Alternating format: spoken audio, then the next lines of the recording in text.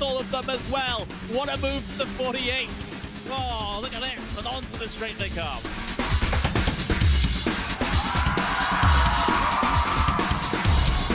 Brilliant move there from the number 40 to make it through. That left-hander sliding up the inside, going up now over Hawthorne Hill, down Pilgrim's Drop, and it's brilliant stuff here at Brands Hatch.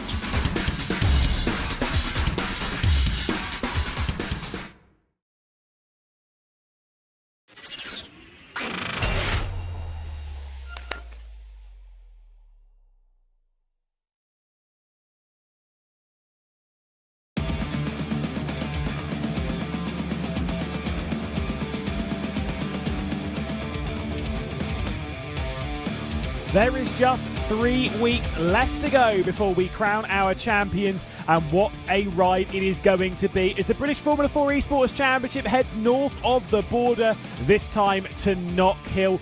All of its bumps, twists and turns. It's a tricky one, ladies and gents. And of course, in the commentary booth, it's myself, Lewis McGlade. It's Cameron Roger alongside. Now, I'm at home, as per normal. Cameron is most certainly not, because he's decided to do a bike trip to get as far away from Knockhill as possible. Alas, we still visit it in the virtual world. This is going to be a fun one.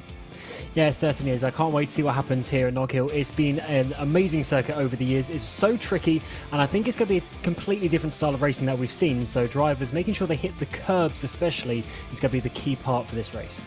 Certainly so. It does cause its fair share of problems. Of course, you might be getting used to the format. If you are new here, we'll be starting things with the Formula Ford 1600s. This is the feeder series, the start, the basis for the drivers moving up into the British Formula 4 Esports Championship. Begin with a lone qualifying, which is presently just underway. 15 minutes as well of a first race. Then we'll get the reverse grid race. Spinny wheel will pop back out, and then we'll get a second race going on a little bit later. And of course, sandwiched between that will be qualifying and of course the first race for the British Formula 4 Esports Championship.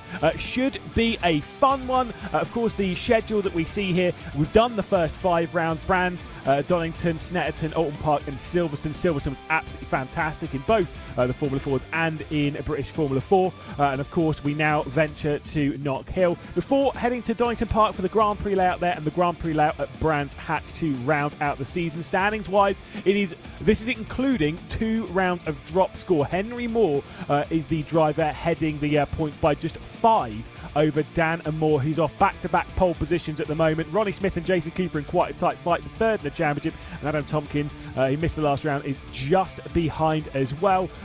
Frantic stuff in all of this. But to be fair, I think it's probably about right that we take a little look around Knockhill. It's a tricky circuit. All of the bumps, yes, it's only 1.3 miles, about just over 2k, but it is one that requires an awful lot of bravery, especially when it comes to abusing the track limits. We're on board with Danamore in this qualifying session. You've gone through Duffers Dip at the first corner, then through McIntyre, Butchers, and then up towards Chicane. And watch this as we send it over.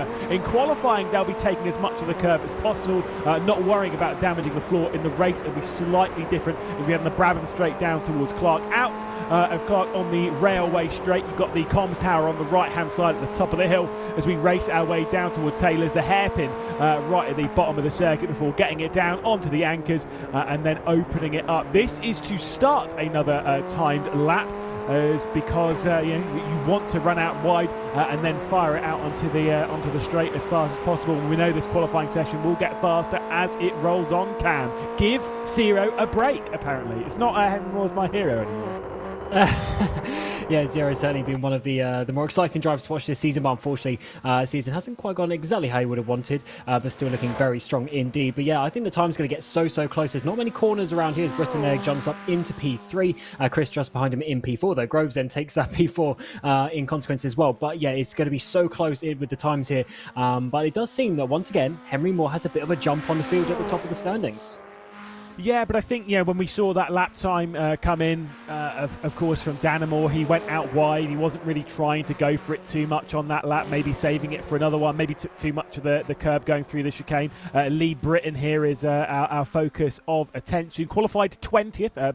partially set to not setting a lap time the previous round. There is Dana Moore moving up into second position. Like I said, fresh off of 2 pole positions in the Formula Ford. It's not bad.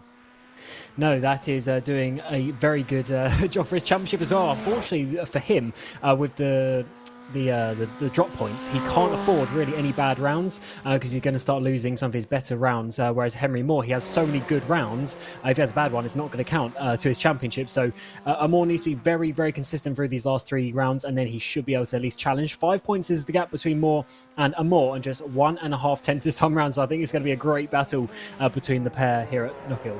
We would love to update you on who's going to win the championship and when they're going to win the championship. The drop scores make our lives hell. So we'll try and keep you as up to date as possible. Obviously, it's not going to happen this round anyway, so do not worry about it. But of course, 2 rounds left to go after this one, Donington Park and Brands Hatch. This is the hardest track on the calendar, in my opinion. Henry Moore returns to the pit lane.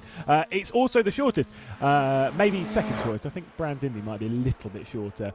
Either way, it is very, very small, and it requires so much commitment as Zero Zambra looking to qualify a bit further up the order. Of course, he's qualified 3rd twice, he's qualified 5th twice as well, and obviously he's missed around, so he's got some decent consistency in qualifying, this Zero.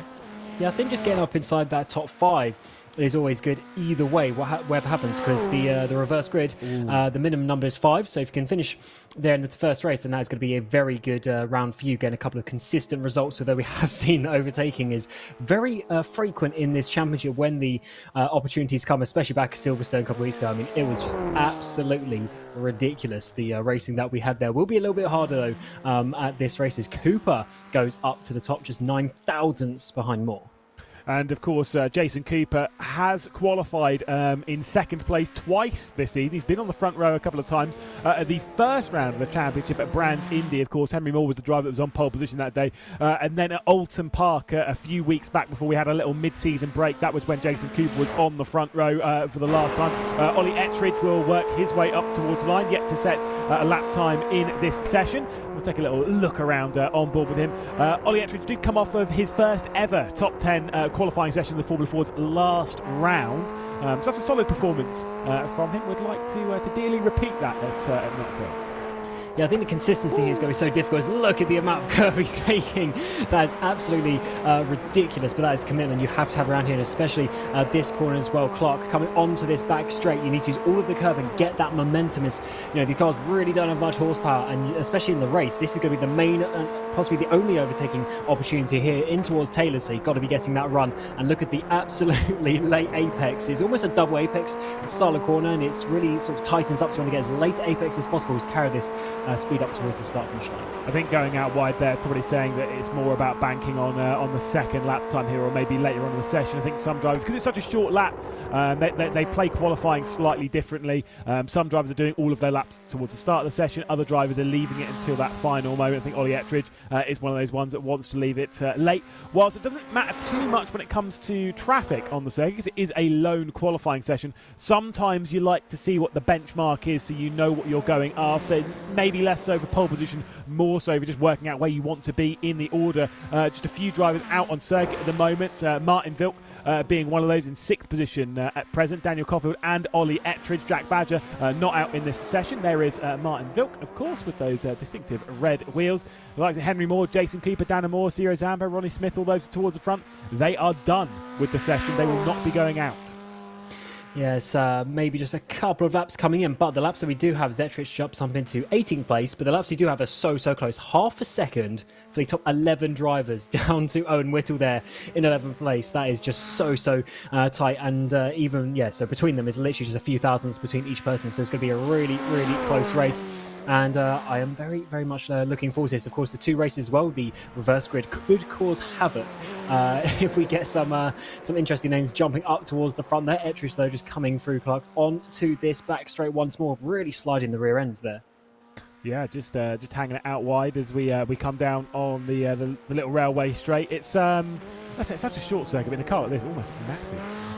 Still, we've had the joy of actually venturing out to Knockhill this year. Fantastic little track, such a lot of fun. Obviously, it's one that's been well known in the world of British Formula 4, and certainly one that delivered its fair share of drama last year in the British Formula 4 Esports Championship. We'll talk a little bit more about that once we get into the British Formula 4s, which will be coming up, of course, after the first 15-minute race of the evening, which will be courtesy of the Formula 4s, as Ollie Ettridge completely screwed up this lap, so never mind.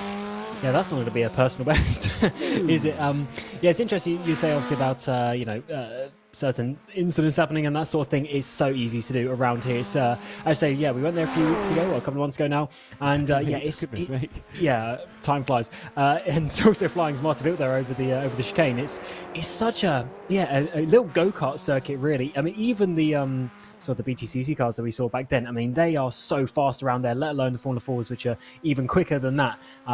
You wouldn't really want to go in cars faster than that, to be honest. It's really, really a tight track, but it's one of those ones that I love to see on the calendar because it's just such a challenge, and it's really a staple in many ways. Yeah, exactly. It's it almost feels like a little bit of a throwback to the past when you come to somewhere like Knockhill. It's just it's so vastly different to a circuit that had been built in the modern era, and of course it's one that can be raced both ways. In fact, I know a few people that have raced it both ways, which is very odd. But the typical way is the one that we're going this time. Obviously in a clockwise direction. Looking at Martin Vilk and his return to the championship. Let's have a little bit of a chat about that, because obviously he did miss the previous round at Silverstone, if memory serves. So good to see him back.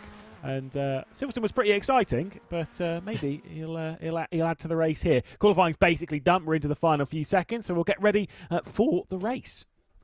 Yeah, we certainly will, and we got to see, is the podium streak going to continue for Henry Moore as well? He's been on the podium every single race so far, and even Dan Moore, he's on a really good run, just with 6th place out of the last 6 races. The rest of them being either first or second. So yeah, let's see where this goes.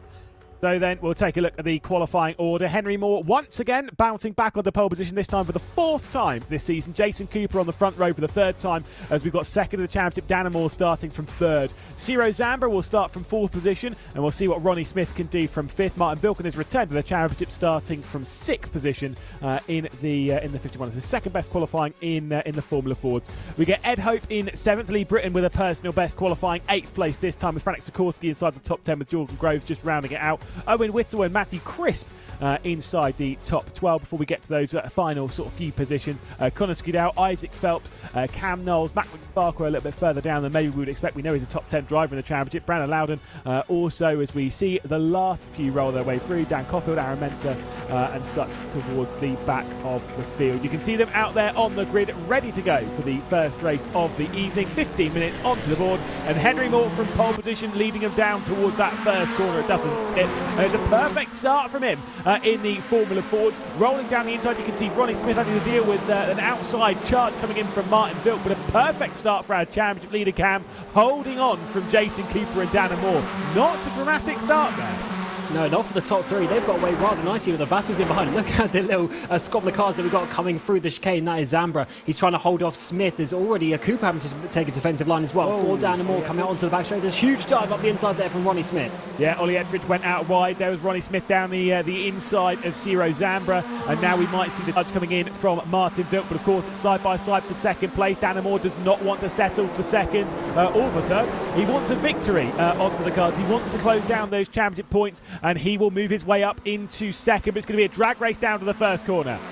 Certainly will be. Cooper's going to have the inside line. It's very difficult to hold it around the outside, but it is possible if you're brave enough. Cooper, what's he going to do on the brakes? Yes, there's actually a more. He's going to have to back out of that one. Tries to get a bit of a switch back. Tries to get a change in line to get the momentum later on. But all this battling is doing is letting Henry Moore run away at the front. Yep, indeed. Moore looking for back-to-back victories. Of course, won the 2nd race at Silverstone. It's actually the first time we saw him victorious in a little while for Henry Moore, our championship leader, which is quite a shock, to be honest, in this championship. You can see here on board with Dana Moore. Dana Moore on the left-hand side in the bottom inset, and of course Jason Cooper there on the right. might be having a look down the inside ball. Dan and Moore, obviously plenty of battles happening. McFargo, I think, has had a bit of a problem a little further back, dropping back to the clutches of Ollie Ettridge. We see plenty of switches coming down into the hairpin as expected. Couple laps down, Henry Moore leads. Jason Cooper and Dan Moore on the podium, separated now by a second over Ronnie Smith. But look at all this drag race towards the back. Aaron Mensah, Knockhill, McFargo, Brandon Loudon and Ollie Ettridge, all at the rear of the field, all battling for these final spots. Yeah, they might have been for points, but they're certainly for pride and positions. Oh, there's a bit of contact there. I think that might have been, as there's a huge chunk of the curve, as cars going all over the place, coming up towards the chicane, cars on the grass as well as they try to filter their way through. I think that might be Whittle having a bit of a look at the grass there. Sikorsky's also having a look up towards the back of Britain onto the railway straight. He's actually got a pretty good exit there, so maybe a move down to the hairpin. Certainly. So, like you say, Lee Britton inside the top 10. We actually saw them do that back in Silverstone, working their way up. They're actually putting a great performance in the race despite having some struggles in qualifying. Look at the inside run coming in from Isaac Phelps. Franek Sikorsky sends one straight down the inside of Lee Britton. Couple of lighting up at the rear. Oh, I think there's a broken car. No, maybe it's just the whopping 100 or so brake horsepower just spinning the rear wheels. Yeah, I think that was Isaac Phelps, yes it was, having a bit of a wiggle there, but that's so weird. It was sort of 50 odd metres out the corner, but still struggling to get the power down. Maybe a bit of contact being helped as there's side-by-side action in the background as well. I think it's Mensah and Knockhill going side-by-side in towards Duffy. That is not what you often see around here. Such a big move to do it inside turn one, but some drivers are brave enough to do so, as we're going to get a replay to see just exactly what happened with Phelps, I assume. Yeah, obviously you can see the look down the inside. You can see Isaac Phelps off the corner. Again, it's so bizarre. There must have been contact in that. That's such a bizarre thing. You do not typically see these cars slipping and sliding coming out the corner. They don't really have the downforce or the power to be able to pull that one off. We'll take a look on board with Isaac Phelps. In all this, yeah, it was just it was contact with Franek Sikorsky. Basically got locked onto the car. Now it makes more sense. Yeah, the steering wheel basically got turned for him with the wheels being interlocked, and obviously the rear axle not moving, but the front axle being on the steering column, definitely able to be moved. But fortunately, they are all continuing on rather nicely. And Henry Moore at the front, he's actually been closed down, and Jason Cooper, that is the car in second place. Dan and Moore, also a championship rival of Henry Moore, looking very good there in third place. But for Jason Cooper, this could actually be quite important because he's only 1 point behind Ronnie Smith in the championship, and so far he's beating him by a couple of positions. Is Cooper going to be looking into the inside of the hairpin? Not this time around, but yeah, Henry Moore's lead is going to be under attack very shortly, I think. Certainly so, and of course, do you remember with Jason Cooper, despite having 4 podiums this chapter, the only round he's not had a podium at was Donington Park. He's not taken a race victory. Ronnie Smith has. Ronnie Smith has got 1 podium, and that is a victory. And outside of that, there's just 2 drivers that have taken a win. There's Henry Moore and Dan Moore, the top 2 in the championship. So Jason Cooper's always been there or thereabouts. He's always basically been inside the top 5. He's always been looking for podiums and victories, but hasn't quite been able to check that one off, as there's a bit of a slip and slide in the background. Colin Scoudale's going to drop to the rear of the field as well. Do you see how much curb, by the way, Dan Moore took going through the chicane? He has no fear. It's certainly the line if you can find it, but it is very, very risky indeed for the 10th of a second you might gain. Here's Scoudale down the inside. It's going to be a bit of a late move there. Is he going to be able to get it done? Oh, I think he just hits a little bit. I think there was contact with the car on the outside, but yeah, I think it's a bit too much curb on the inside. Yeah, I think that's all it is. Going through that first corner, if you take too much of that curb, you kind of have to take the curb because that's where the fast line is. But if you take too much of it, it's going to cause some serious problems. We're going to see an awful lot of that in British Formula 4 Esports, by the way, so please hang on for the qualifying session just after this first race. We'll catch up with our little podium finishers here in the Formula Fords, and then we will jump our way into the British Formula 4 Esports Championship just after this. Look towards the back end of the top 10. You've got Matthew Crisp here that we're looking at, just behind Lee Britton, trying to find a way past. Franek Sikorsky in a distinct light blue and pink car, going a little bit wide there as we head out onto the railway strip. Yeah, it's easy to do so. You really want to straighten the wheel and basically take no speed off the car as you come there through Clark.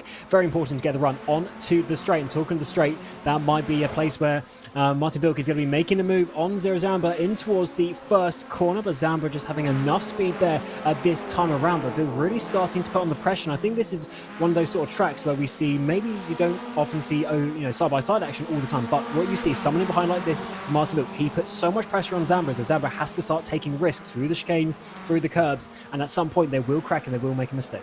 Yeah, absolutely. As Martin Vilk is not leaving anything left on the table, looks down the inside, coming into Clark. That might actually delay him a little bit going out onto this railway straight. And Ronnie Smith might be into the scene. Got a question, by the way. Martin Vilk, obviously, he is returned to the championship. Missed the last round at Silverstone. I brought that up a couple of times. As there's a big lock-up, Jason Cooper is going to drag Danamore out wide going into the hairpin. Jason Cooper, second place. 1.7 seconds now the lead for Henry Moore. That was a costly mistake. There's a spin in the background as well. That's Groves who spun round. Matthew Crisp's also involved. Oh my goodness, look at all of this. Lee Britton down there as well. Yeah, so I think Rose was the initial spinner, then Whittle and Britton have got involved. Knowles has lost a place to Crisp towards the top as well. Zamore's got to second place. Oh, huge contact through the chicane. Zambra's going to get through. Yeah, that's a little sketchy. Look at this. Jason Cooper's going to feel the pressure from Martin Vilk, who's the question, by the way, very quickly. What do you think Martin Vilk's highest position is in the Formula Fords right now? Considering we always kind of see him battling in the top 5, back in the top 10. What do you think his highest finish is? Probably about 8th, but it's a bit lower than we thought. Bang on 8th. Good guess. I'm not. No. 8 is wild because we always see him sort of inside the top 5. I think that's kind of, he's always in the middle of the action. Look at this, he's trying to make it 3 wide and now getting Ronnie Smith down the inside. He was trying to get down the inside of Jason Cooper himself, and that's why we see his highest finish being 8, because he's always there getting his elbows out. Yeah, and sometimes it works, sometimes it doesn't. That time it seems to be that everyone's got away there, but it's all changed up towards the front. 3-second gap now for Henry Moore. Danamore is in second place. Zambra's all over the back of him to get himself up into second place if he can try. And of course, Cooper and Vilk are trying to recover their races in behind. Let's see this with Crisp going to the outside. Is that going to work under the brakes? I'm not sure. I think that's where so there's a spin ahead. So this was where the contact of Lee Britton came. Franek Sikorsky all in there. Like that was all a little messy, but it kind of made sense. There was a car sort of in the middle of the road backwards.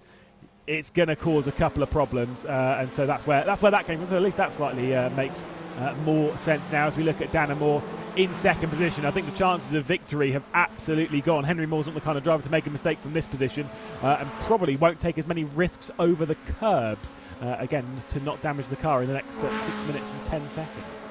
Although the good thing is on the last lap, Danamore was ever so slightly quicker by a few thousand, so the pace is there. But I'm sure Henry Moore, as you say, is just not necessarily cruising, but isn't taking 100% risk every time as Chris gets past Phelps for 9th place as well. But this is where we're going to see potentially Danamore make or break his championship charge as well. How much is he going to fight this with Zamba? Because 3rd place is still a good result, but he still wants to sort of not lose as many points as he can to Henry Moore. It's so close, 5 points between the two, and he can't let that gap get any bigger, really.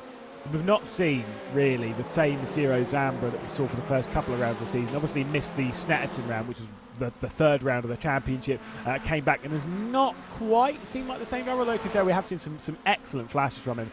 This is looking superb, and again, we should give him a break, apparently, according to Danamore. Quality driver. These two, teammates, the Alpha Esports squad, so they'll probably work a little bit here to try and keep Jason Cooper behind, although, well, never mind. I'll cancel that opinion. Yeah, I think they're going to be fighting for themselves, as Moore especially. I mean, he knows the championship is on the line, and I think that's going to make sure he doesn't give any further inch, but all of inches. Here comes Cooper up the inside. Oh, harsh move there, but he's made it work. He's run it a little bit wide, but does he have enough, or is Zambra going to get the run back down the straight?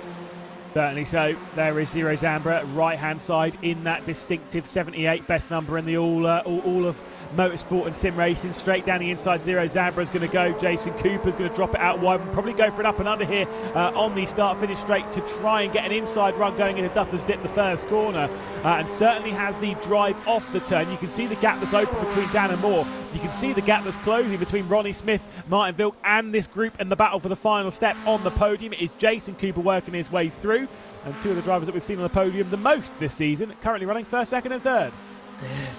It's awesome, these battles that we're seeing today. Crisp has had issues. He's gone way down to the back of the field as Knowles and Britton are in the pit lane. There comes Crisp back into the pit lane as well to add a 3rd driver there. Was that a couple of issues up towards the front? Maybe not, as a Vilk here is having a huge battle in behind it. Oh, Smith and then Ed Hope getting shunted out to the right-hand side.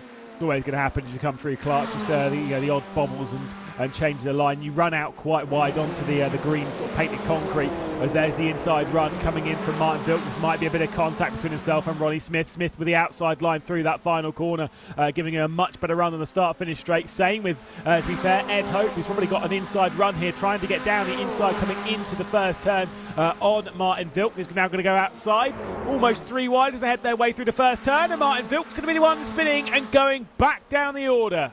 Oh, yes, that was very tight between the 3 drivers. It seems that no one wanted to back out to that one, and it's ended up with Martin Vilk back down into 9th place. So not quite 8th, so at least get past Phelps for his all-important number 8 that he's had so far this season. But that is a bit of a shame because he was having such a good race, but unfortunately drops down out of that battle for that sort of 5th, 6th place. And back up towards the front, though, Cooper has decided to pull away from Zero Zamba. Let's see what happened in the hairpin, though. Yeah, Matthew Crisp obviously dropping right the way down the order. This was Daniel Caulfield out ahead, going into the final corner, going for a spin, holding on the apex. There was also quite a bit of a moment from Caulfield ahead, now sticking it in reverse, something that Govan Keeney couldn't quite do in the Fujier hour at the weekend. But thankfully Matthew Crisp actually finds it reverse and manages to get himself going in the race, but unfortunately right down the back of the order. 2 minutes and 40 seconds left to go in this race, and because they're running 50-second lap times, it means there's 4 laps basically left to go from where they are, so still plenty of time for Jason Cooper to close back up to Danamore and maybe just maybe find a way through.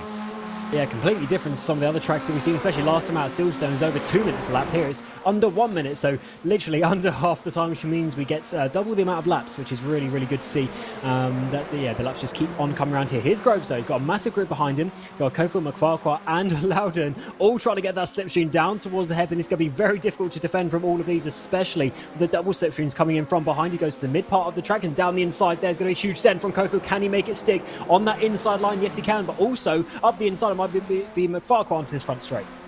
Exactly. We get this drag off. 1 minute and 50 seconds left to go. Still 3 laps, of course, courtesy of that time. The inside line from Groves, the outside coming in from Caulfield. That might be a little bit too far to try and send that one around the outside that Duffers did. Obviously, Mac McFarquhar in the hunt as well. A lot of drivers kind of working their way back up the order, but a lot of very large gaps here, Cameron. I think this is kind of what we're expecting. Despite being such a short circuit, it's a proper driver circuit. And to be fair, if you're out of position in qualifying, it's so hard to work your way back up the order, but still, there are some positions for moves. We head into Clark. Mac McFarquhar was almost going past Caulfield.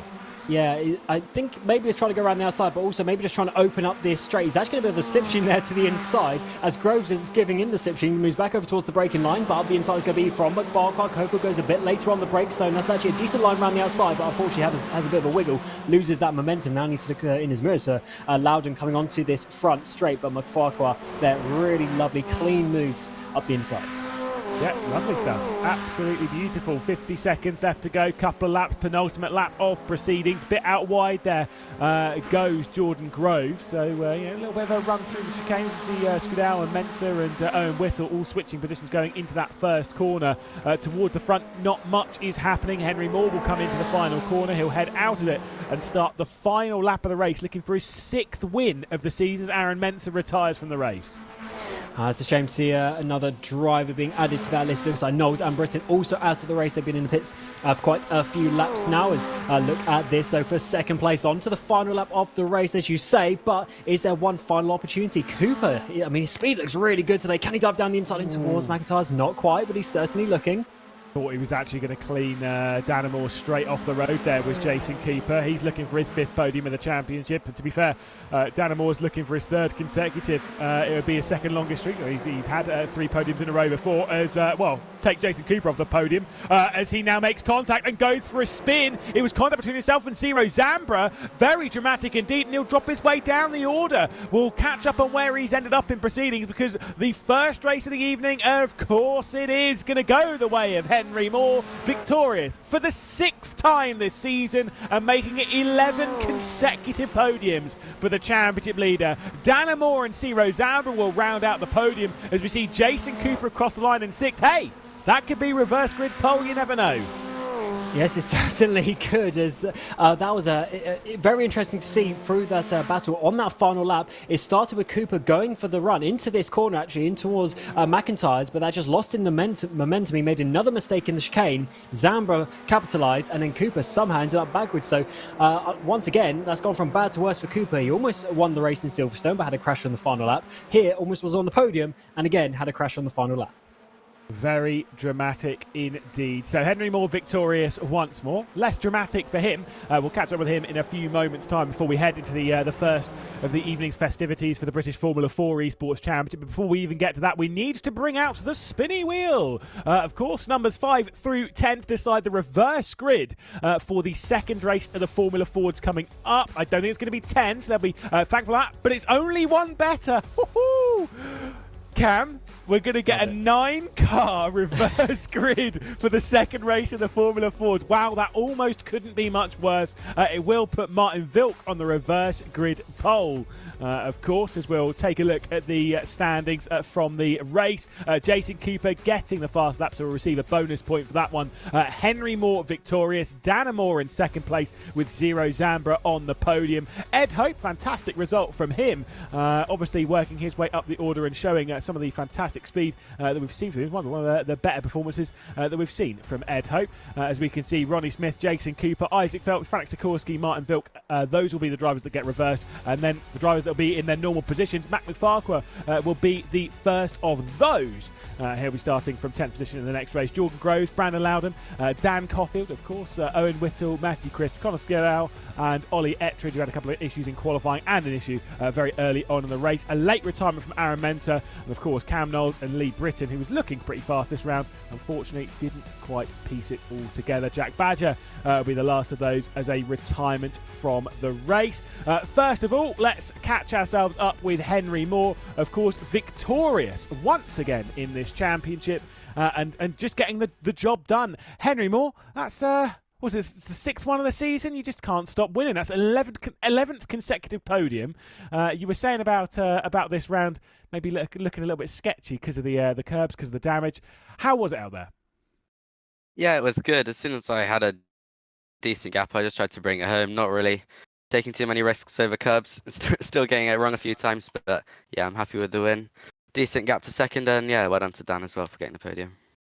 Obviously, taking a victory at yet another circuit. We saw a little bit of a break between victories for you, but still, you're looking to extend this podium streak. It's got to be feeling like quite good. To 11 in a row. That's wild. Yeah, 11 in a row. I'm not sure. After seeing 9-car reverse grid, I'm not sure it's going to continue, but yeah, I'll just try my best. It's Knockhill. I'm not really much I can do. I'm disappointed you already know. I like breaking the bad news. 9 cars on the reverse grid, nearly half the field. How's the feeling about that? That's a pretty scary number. I'm not looking forward to it. 9. Yeah, I mean, there'll probably be a few shunts, but you can't really overtake as it is. So yeah, I don't know. We'll see. It could have been worse. It could have been 10. So that's fine. Obviously, we'll let you go and we'll let you get prepared for the next race. Thank you. Perfect. So there is Henry Moore, of course, once again a victor in the championship. Will drag in Dan Moore, of course, who once again picks up yet another podium. Second on the road, Dan. Pretty simple one, but of course you lost quite a lot of time to Henry Moore in that, just through all the battling. It's crazy out there. Yeah, that was a pretty mental first race, especially because start of the day trying to score some good points, and it was a pretty hectic one, to be honest. So I mean, Henry is unbelievably fast at the moment. Me and Jason were second and third. I got to a point where I thought I was quicker. I saw him make a couple of mistakes. I tried to go past, and then coming into the braking zone, we were both close. And I think there might have been maybe netcode or something. There was a tiny touch coming into the last corner, and that must have lost us maybe a second or so. And from then on, Henry was just gone, and it was a shootout for second. Now, have you seen the reverse grid result? Because Henry already had. Yeah, it's 9, isn't it? Okay. Yes, it is 9. Fantastic. Talk us through what we're expecting from this next race, because it's going to be probably the most chaotic race that we've seen of Formula Ford so far, right? Oh, yeah. Chaos full stop. It is going to be pretty mental, I think, especially around here. There'll be, especially Henry, because his pace, he's going to be making it through the pack very fast, but it's pretty difficult to pass around here. So that'll be interesting. How do you pass around here? Because obviously it seems like it's all about the risk that you have to take. Well, it's pretty much only the last corner that's really a safe-ish overtaking opportunity. And, you just got to kind of line it up throughout the lap, get a good run out of the chicane and the right-hander afterwards, and either slip down the inside or go the long way around the outside at the last corner and then keep carving through like that. Well, we'll let you get prepared for what is going to be a very tricky next race, and we'll catch up with Ciro Zambra because apparently we need to give him a break. So there's Danamore out of here.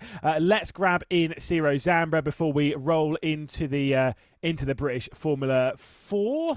Of course, Ciro, we've seen you on the podium a few times this season. We now get to see you on the podium once more at Knockhill, but that was not a simple race. Late battle there with Jason Cooper. A lot of fun in there, surely. Yeah, it was a lot of fun, but like I'm sick since Sunday, so I'm completely sweating all over the place, and I don't even know how I did that, to be honest. It's probably not a circuit that many on the grid have driven much. Have you driven Knockhill much? And if not, like, what were you kind of expecting coming into it? No, I haven't driven it at all. I didn't even know the layout, like, until yesterday. Yesterday I started practicing, and I didn't practice that much, so yeah, I'm pretty happy with the result. But now, Henry is flipping fast. Now, obviously, we saw you do podiums. It was 3 podiums, I think, in the first 4 races. Then you took a break at Snetterton. You weren't there for that one, and then for the races afterwards, we kind of, I don't know if we've seen you quite on that pace that we saw you at the start of the season. Is that how it's felt, or is it just because the results don't quite show it? No, it was just pure bad luck. I mean, I had several bad races, and I think it was meant to be, actually. So I think the pace was there, but yeah, just bad luck.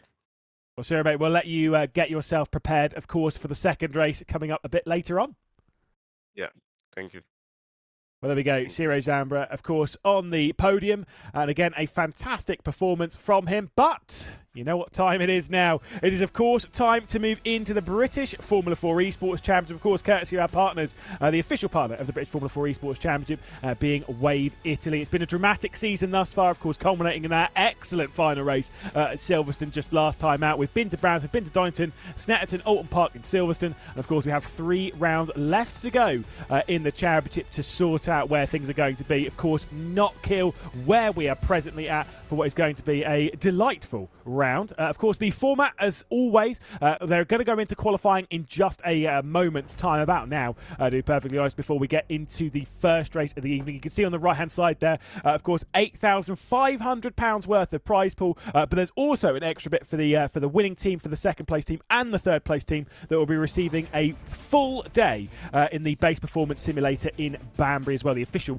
Formula 4 testing facility, simulator facility. So that will be fantastic for the top 3 teams in the championship. Let's take a look at how things are looking on the driver side of things. Pete Berryman in control, but losing a couple of points late on, courtesy of Gordy Much's fantastic race 2 performance, taking that victory at Silverstone. Luke McEwen obviously up there as well. Matt Caruana will no longer be taking part in the British Formula 4 Esports Championship, but he finds himself down in 4th, and hey, still might hang on somewhere inside the top 5, courtesy of how crazy it's been below that. You can see drivers like Moreno, Sharika, Josh Land a lot further down than we would expect them to be, looking to bounce back as we head north of the border. Not just the Drivers' Championship that we're worried about, though. In the team championship, it is still the Stormforce Racing ART cars, 289 points. They're almost not that far away, really, from securing that title. No drop scores in this one. They've been fantastically strong. JHR by 29 Esports and Williams Esports rounding out those top 3 positions where all the prizes really are. Kimura in 4th, with Guild Racing in 5th. They've had flashes of great stuff this season. Same with Freem UK, but it just needs to be slightly more consistent. We head our way into qualifying and once again take an onboard look around the circuit. And who better to have an onboard look around this circuit than with a driver who's had the best qualifying record in the entire championship. Of course, it is championship leader Pete Berryman, rather, who's been absolutely phenomenal in qualifying. His worst qualifying in the championship was 4th place, and that was in the second round last year. He bails from the first lap, which is just fantastic. So Cam will hold off on doing a hot lap around here. Should be a fun one, though. Absolutely. It's this car, with the amount of downforce it's got, just in general how fast it is, these laps are going to be absolutely rapid. And once again, the gaps between the drivers are going to be so close. It's going to be a very difficult one. But as you say, Pete Berryman has absolutely mastered qualifying so far this season. So let's see just how close he can get to that pole position today. maybe we can do an onboard lap with Duncan Hoffman. We're not really talking too much about the Aston Martin Aramco Cognizant Esports team, biggest name I've ever seen in esports, but they head their way down through that first sector and then up towards chicane, looking tidy. But see how much curb! Oh my goodness, was that too much? Maybe not. It took an unbelievable amount of curb on the left-hand side as we head now towards Clark, and then out on the railway straight. That is the kind of commitment that you are required to take around Knockhill, and why some of the drivers that are so consistent and so good in qualifying may be under threat for that. This is where we can see some wild changes in the transit down towards that final corner and then out through it, pushing its way to the line. Last year the pole position was a 46.495. We're not that far away from it already as we see Hoffman across the line and going into fourth. I get a feeling we're going to see a fast lap time than that, Cam. Oh, definitely. And the you should have seen my face when Hoffman went over that chicane. That was insane, the amount of commitment. And I'm pretty sure that just the air time, like, oh my lord, so many meters. And yeah, that's way too much that time around going off into the gravel. But oh my god, if they do that every lap over the course of the race, then that is going to be some very risky stuff. As Deslandis goes up towards the front with a 0.2. These are some huge lap times starting to come in. And guess who was on pole position here last year? Yep, it was Stanley Deslandis by 0.006 of a second over Pete Berryman. Unreal, but Gordy Much says, "Oh, actually, I fancy taking some stuff here," and bam, slaps himself onto pole position. Gordy Much, of course, who is fresh off of 4 consecutive podiums, and looking to move himself clear of the record, which at present is 5. Pete Berryman has 5 consecutive podiums before in the championship. Gordy Much would like to at least join him on that record, and hey, maybe the reverse grid is fortuitous, beat him on that front. Yeah, definitely. It's opening up to be an amazing championship over the course of the last couple of seasons, and hopefully we'll see what happens in the future as well. It's been an amazing event to add to the calendar, and here is now Josh Ladd. He's been struggling, has he, the last few races this season, and in general, I think Williams would have wanted to be a lot closer up towards the front of the championship. They have less than half the points of Stormforce ART, who are leading the way, but here he goes for another lap, currently in that 9th place, courtesy of Bradbury just beating him, jumping up into 8th place as Bianca Lilla goes inside the top 12. Josh Ladd, of course, only 1 victory in British Formula 4 Esports, and that was in the very first race we ever did last year, which is, again, wild. Battle for the championship until the very end last season, but for Williams Esports, this season has not and will not click, as Davidson puts himself into 4th. Tamas Simon finishing with the qualifying session, and we take a look with Josh Ladd around. Into the final sector comes Luke McEwen. We'll see if maybe there's going to be an improvement from him. Of course, he's in a battle for Gordy Much for 2nd of the championship, and hey, he's really in a battle for the championship with Pete Berryman. Yeah, he certainly is, and the teammates are looking to be very strong as he goes up into 2nd place. Berryman, his teammate, goes up inside the top 6, but just 2/10 covering those top 6, so very, very close. Blink of an eye on the next lap, and you might be jumping further up, even back about 1/4 of a second for the top 9. Incredibly close lap times around here.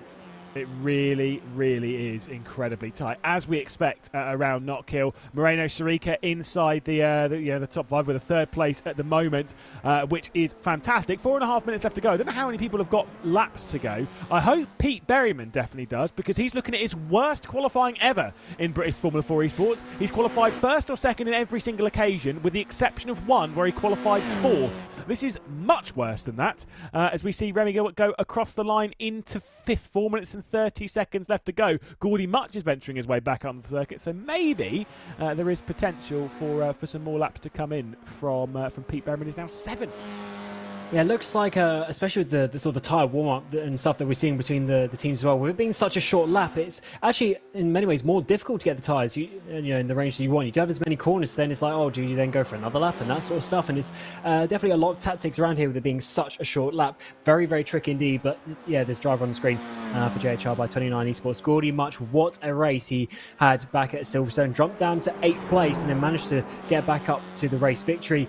Just absolutely determined to obviously win here on home soil. But it'll be very nice for him as well. Does the 29 machine across the line? Is he going to be improving? Or is he just going to be starting another lap? I think it is. Yeah, certainly so. He's fresh out of the pit lane, is Gordy Much, looking to move a little bit further, of course. His homeland.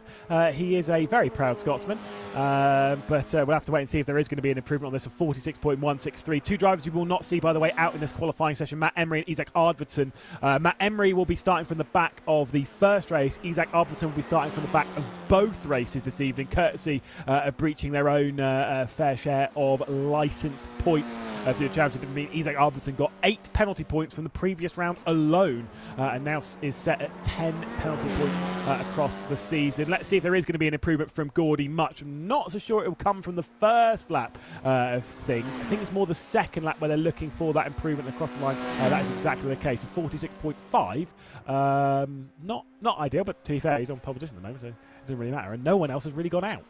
Yeah, that lap would still be good enough for 10th place. So as a warm-up lap, not too bad. But also, it's easy. It's easy to lose time around here. That's one thing you have to think of when the gaps are so close. That means any small mistake is literally costing you 3-4 rows of the grid. His lad took a lot of curb there down Duffer's Dip, and it's one of those things you do want to take a lot of curb, but you have to do it in the right way. You've got to keep the momentum going and not lose any forward speed. That's the difficult part that you have to do. His lad has a very nice clean chicane there. Just a couple of corners to go left on this lap.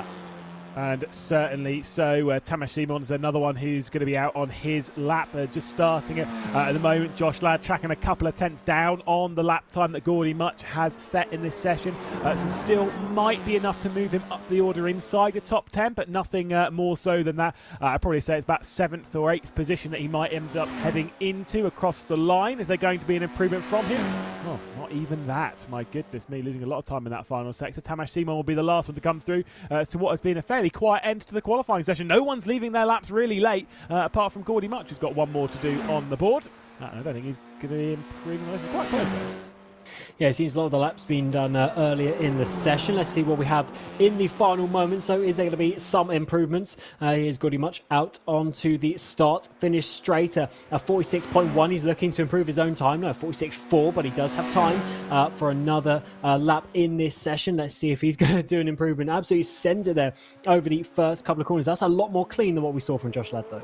He's just putting on a bit of a show here. Is Gordy Much? I'm not sure he's got any more laps left in the tank for the session. So 1 minute and 13 seconds left to go. Just circulating and keeping your eye in for the race sessions. Again, these are going to be tough. They're going to be brutal. They're going to be fast. They're going to be flowing. They're going to be crazy. But the lap time difference for pole position is quite a bit larger than what we saw last season at 6,000ths of a second. But do remember, Gordy Much and Luke McEwen, those two, obviously Luke McEwen's a series champion. You can tell by the number 1 next to his name. Those two are definitely in the hunt for the championship, especially considering where Pete Berryman is in this session. This is a hard circuit to work your way up the order, and if you're Pete Berryman, you are literally in the middle of the danger zone, and there are no drop scores in this championship as far as I'm aware. Yeah, there's not, and considering actually that Much has had a couple of retirements, to be, a second place away at the top of the standings is very, very, very good indeed. Because unfortunately, Berwin has had a sort of a 9th and an 8th place, which of course are only worth a couple of points, not much more than those 2 retirements from Gordy Much. So yeah, very close between them. And as you say, McEwen just 7 points further back from Much. So yeah, they're definitely in the championship. They just need to start beating Pete Berryman. Finishing behind him isn't going to do that any justice. But yeah, we still have 6 races left of the season. Certainly so. There's still a long way to go, and 3 very tricky circuits in their own right. Starting here at Knockhill with our final 3-round run to the championship. Of course, we go to Donington Park and then Brands Hatch. Gordy Much will start from his first pole position in the British Formula 4 Esports Championship with Luke McEwen on the front row. Once more, Moreno Sarika in 3rd position. Excellent stuff. And the pole sitter here last season will have to settle for 4th position as Stanley Deslanders will roll off there. Remy Gilbert inside the top 5 as Alexander Davison racks up his best qualifying session of the season. Racking up their worst qualifying session ever in British Formula 4 Esports, though, it's Pete Berryman from 7th position, less than 2 tenths off a pole position, alongside Tamas Simon, Ted Bradbury and Brandon Abrahams inside that top 10. Josh Ladd in 11th place could not improve late in the session, with Lucas Muller rolling off from 12th for his Dur Esports team. Tobias Olsen, Manuel Biancalilla, James Armstrong, Ryan McAuliffe and Duncan Hoffman, with Harley Horton rounding out the top 18. Couple more positions inside that top 20 is Saoirse Fitzpatrick and Freddie Ingram, of course, for the Kimura team. Elliot Pugh, who was battling for victory just in the previous round of the second race, with Carl Chase, Rachel Concoli, Jonas Wanner, and then of course the final couple of positions, drivers not taking part in that qualifying session, Matt Emery and Isaac Arvidsson, having to start from the rear of the field in this race. Isaac Arvidsson would also have to start from the rear in the next one as well. 20 minutes will be put onto the clock, and an unbelievable opportunity for Gordy Much and Luke McEwen here, Cam, to go and take some points off of the championship leader. Yeah, because even if Pete Berryman gets a couple of places, they're still going to be getting some nice points. So that's what happens when you make a little bit of a mistake in that qualifying session, but with it being so close, it's very easily done. So I'm expecting a very, very big battle up towards the front of the field, because Gordy Much is not going to want to lose this race, especially from that pole position. So let's see what he can do. But of course, it's going to be a lot of laps around here, 20-minute race. Yeah, an expected 26-lap race. 20 minutes will go onto the clock. Gordy Much will have the control of his JHR by 29 Esports car, looking for back-to-back victories as we are underway here north of the border. Great start from some in the back of the field. I think as Lucas Muller maybe working his way up, maybe Brandon Abrahams as well, as we head our way down through the first corner. Gordy Much, Luke McEwen, Moreno Sarika having great starts from the top three positions, along with Stanley Deslandis, and you can already see Pete Berryman, champion leader, trying to work his way up the order, but unable to do so. Remains in 7th place as they head through the chicane for the first time. Out wide just a little bit is Remy Gilbert. Yeah, certainly up the inside there's going to be a bit of a dive. I think maybe not quite, as Davidson there is of course battling with Gilbert for that 5th and 6th position. Out onto the back straight for the first time in this race. Let's see if there's going to be any huge sends down the inside. It's going to be Gilbert to the outside, Davidson to the inside, in towards that final hairpin, as it looks like Davidson just about manages to hold on. Right under the rear wing there. That was pretty close from Remy Gilbert, of course, trying to get past Alexander Davidson on the race down towards that first corner. Again, concern to Pete Berryman. It was about a 7/10 gap between himself and Remy Gilbert off of the final corner. You can see he's actually almost looking slightly more backwards to Tamas Simon, championship leader down the order, and nervy moments for him as the two drivers chasing him currently run in 1st and 2nd. A lot of curb being taken there from Tamas Simon as we look further back towards one of the Aston Martin cars. Manuel Biancalilla having a couple of moments with the Kimura car of Freddie Ingram. Yeah, he's just going backwards in this race. He was up into a 14th position, I think, at one point, 15th position, now down towards 20th. So having all sorts of dramas there in the first couple of corners on the second lap of the race. He's up towards the front. Davidson has gone through on Deslandis for 4th place. So Deslandis, of course, pole position last year, now going backwards in this race. Side by side they are, though, on this front stretch. Who's going to be braver on the race? Deslandis on the outside, Davidson on the inside. That's going to be a hard one to defend on the outside. So yeah, Davidson slips through up into 4th. Davidson's flying, absolutely flying at the moment in the Pure Sims car. Do remember that Davidson's highest finish from a qualifying position in a first race of an evening is 10th place, and that's how much he's pushing right now. He's going to lose back out to Stanley Deslandis with the race down towards the Clark curve, and this is going to take them back out on the backstretch. It could be contact here. Deslandis gives the room. Remy Gilbert's going to try and make it 3 wide down towards the hairpin, but look, Pete Berryman is also knocking at the door. He loses out to Josh Ladd, who's worked his way from outside of the top 10 inside of it. Stanley Deslandis, I think he's received contact, and he's gone straight over the nose of Alexander Davidson and is left in the gravel trap as he'll be stationary. He'll work his way back through, and guess who picked up the pieces? You're absolutely right. Championship leader Pete Berryman perfectly through in all of that. I thought that was a terrible position to be on the inside of the final corner. It's actually worked out. He has lost a position to Bradbury, but let's see what's happened. Oh, it's a bit of contact. Honey. The Gill driver of Gilbert, they're just making contact, and the 77 rolling across the track of Deslandis there. That is a very sort of unfortunate situation. We saw from his onboard camera, he was just full opposite lock, just couldn't do anything to save this. You could see how early Stanley Deslandis was on the brakes there, and Remy Gilbert kind of had nowhere really to go. He was right on the rear end, so you know, maybe you could be like that. There's an understandable thing as to why Remy made that contact, but at the end of the day, it's, you know, it really kind of is a little bit on the shoulders. If you sat that far right up the rear end of someone into a braking zone, what do you think they're going to do? At some point, they have to get on the brake pedal, as one of the Freedom UK cars is having an issue at the final corner, along with one of the Kimuras as well. Yeah, I think it's Freddie Ingram's making some contact, unfortunately. There's Ram McAuliffe, actually, getting involved. He's obviously ended up down there, and we've had all sorts of drivers into the pit lane as well. It's been a very chaotic opening couple of laps. Let's take another look at this one. Just gonna, we'll touch on who's been in the pit lane right now, because it is not a short list, as we can see what has happened in the final corner. So yeah, Ryan McAuliffe, a little bit of a spin there from James Armstrong, getting onto the reverse right into the racing line, and then making contact off. That was very messy. I don't even know where to start with that. Anywhere you want to start with that? It's crazy. It's just a chain reaction in a blind corner as well. Some of the drivers come around, they wouldn't be able to see this. You know, they're having their own battles there. We do see some smoke there, but unfortunately for Concoli, just as soon as you come round, the car's just right there on the left-hand side. I think that's what, because it kind of looked to me a little bit like Ryan McAuliffe just then accelerated straight back into Armstrong. But I think it was that hit from Kokoda that just pushed him into Armstrong. So it's just, to be fair, just all of that was just very messy and not what we'd expect as Remy Gilbert's going to drop down the order. I think a little bit too much through the chicane. Maybe took him through the gravel, and Alexander Davidson's worked his way back up into 6th place. You can see Pete Berryman there running in 4th, feeling the pressure a little bit from the Altus Esports car of Ted Bradbury. We've had a little bit of a switch behind the scenes. Have Altus, of course, Aaron Vasquez, who was missing in the previous round, courtesy of his departure from the Altus Esports team over into the Drago Racing camps, and will not be finishing the season here in British Formula 4 Esports, unfortunately, for Vasquez. Yes, a bit of a shame when you lose a good driver from moving teams, but that's how it goes sometimes. One thing I've just noticed as well is Sarika sitting there pretty in that 3rd place. So he's actually just got him to 2nd place. He's only had 1 podium so far this season, very first race of the season. He's now looking at another one, but also potentially a 2nd place, getting past your reigning champion Luke McEwen in towards the hairpin. Is McEwen going to be diving it back down the inside? No, not quite this time around, but certainly a much stronger race here from the Williams driver. Yeah, well, I say, Williams at least looking stronger in there. Josh Ladd was running really well earlier on, so superb stuff. As I don't see anything here on the replay going through the chicane for Sarika, maybe just a little bit too much. You could see there Luke McEwen just out wide, and that was how he got through. So that's how he picked up the pieces. Was that a slowdown penalty as well, potentially for McEwen? I think it was just the gravel. Yeah, I don't know.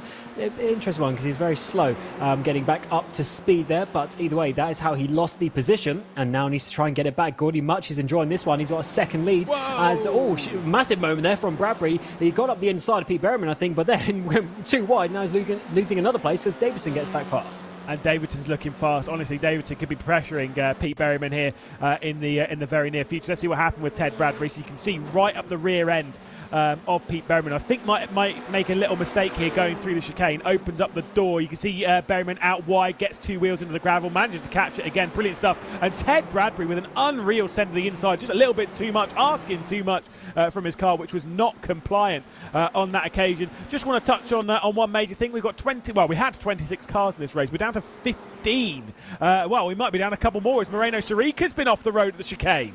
Oh, and look who's coming in behind as well, up the inside. Huge send for Davidson. He goes up into 3rd place effectively after all of that, as Berryman is still in that 4th position that he's been in for so much this race. As look at this, 2 by 2 we come down towards the hairpin on the inside. That is Davidson, and he's got the Williams driver Sarika following him through. On the outside is Berryman, and also Bradbury trying to work their way through, and somehow they get through nice and cleanly. Yeah, of course. If we're interviewing Pete Berryman after all this, that'd be wild, and certainly could be the case. They head their way on the start finish straight down towards Duffer's Dip, and it could be the 50 working his way around the outside. A little bit of a look to the inside, potentially to try and make it 3-1 from Moreno Sarika, straight around the outside of the 1st corner and straight up into 3rd position. The championship leader goes. Excellent driving from the Stormforce ART driver. As you can see, Ted Bradbury trying to work his way back past Remy Gilbert as they head their way through the chicane.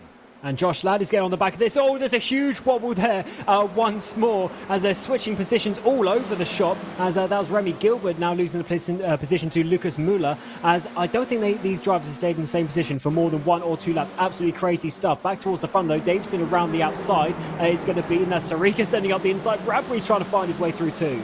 Davidson's having an unbelievable race here. Clearly he works well around Knockhill, unlike literally the rest of the British Formula 4 Esports grid, who just can't keep the car on the road at the moment. There's Moreno Sarika inside line coming into Duffer's Dip, into that 1st corner, just clipping the curb a little bit on the inside. Ted Bradbury will be trying to work his way through straight away. Alexander Davidson takes way too much curb. Silly stuff there from Bradbury, and it's just going to push Davidson out wide and drop him down to 9th. Oh, I feel so sorry for him. He's having a great race. He's lost basically 3-4 positions from that one to the outside now. Is going to be all this work he needs to do once more. It's such a difficult track. And Bradbury, unfortunately, just using way too much of the curb. And it's Davidson who lost out. But now he's going to be going to the outside. Is Davidson trying to get back past Remy Gilbert in towards the final hairpin. The tail is here, trying to get the switch back actually onto that front straight. Might get a bit of a run. Sorry. Can you see the headset that Alexander David? I'm pretty sure that the lights on the headset are linked to his shifter lights, which is wild for me. Because watching it, it'll go down the gears, bang, bang, bit of red, bang on the limiter. I'm not sure, but there might be a link there. You might be right. No, I think they are. I think they actually are.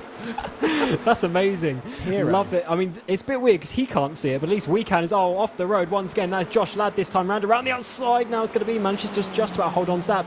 Gilbert was thinking about it. He's going to lose the momentum onto this back straight once more as Gilbert gets the run, gets the slipstream. Can he find his way past Josh Ladd as well? To the outside, it might be Davidson, but we know that Ladd likes to break late in that position at the apex and manages to hold it on the exit as well. Squeezing a little bit wide, Davidson has to come to the right-hand side of the track, wiggling all over the place, trying to break that slipstream up towards turn 1.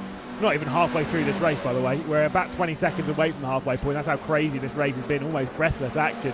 A lot of curb being taken there from Josh Ladd. Things are starting to separate quite a lot in this race as things are settling down. I mean, you would expect that when we've got 11 retirements from the race, as there's a big moment there. We're almost adding to the list. That was crazy stuff from Josh Ladd. Alex Davidson will work his way through. Remy Gilbert as well, having a little bit of a look as they head their way through Clark Club and onto the railway straight.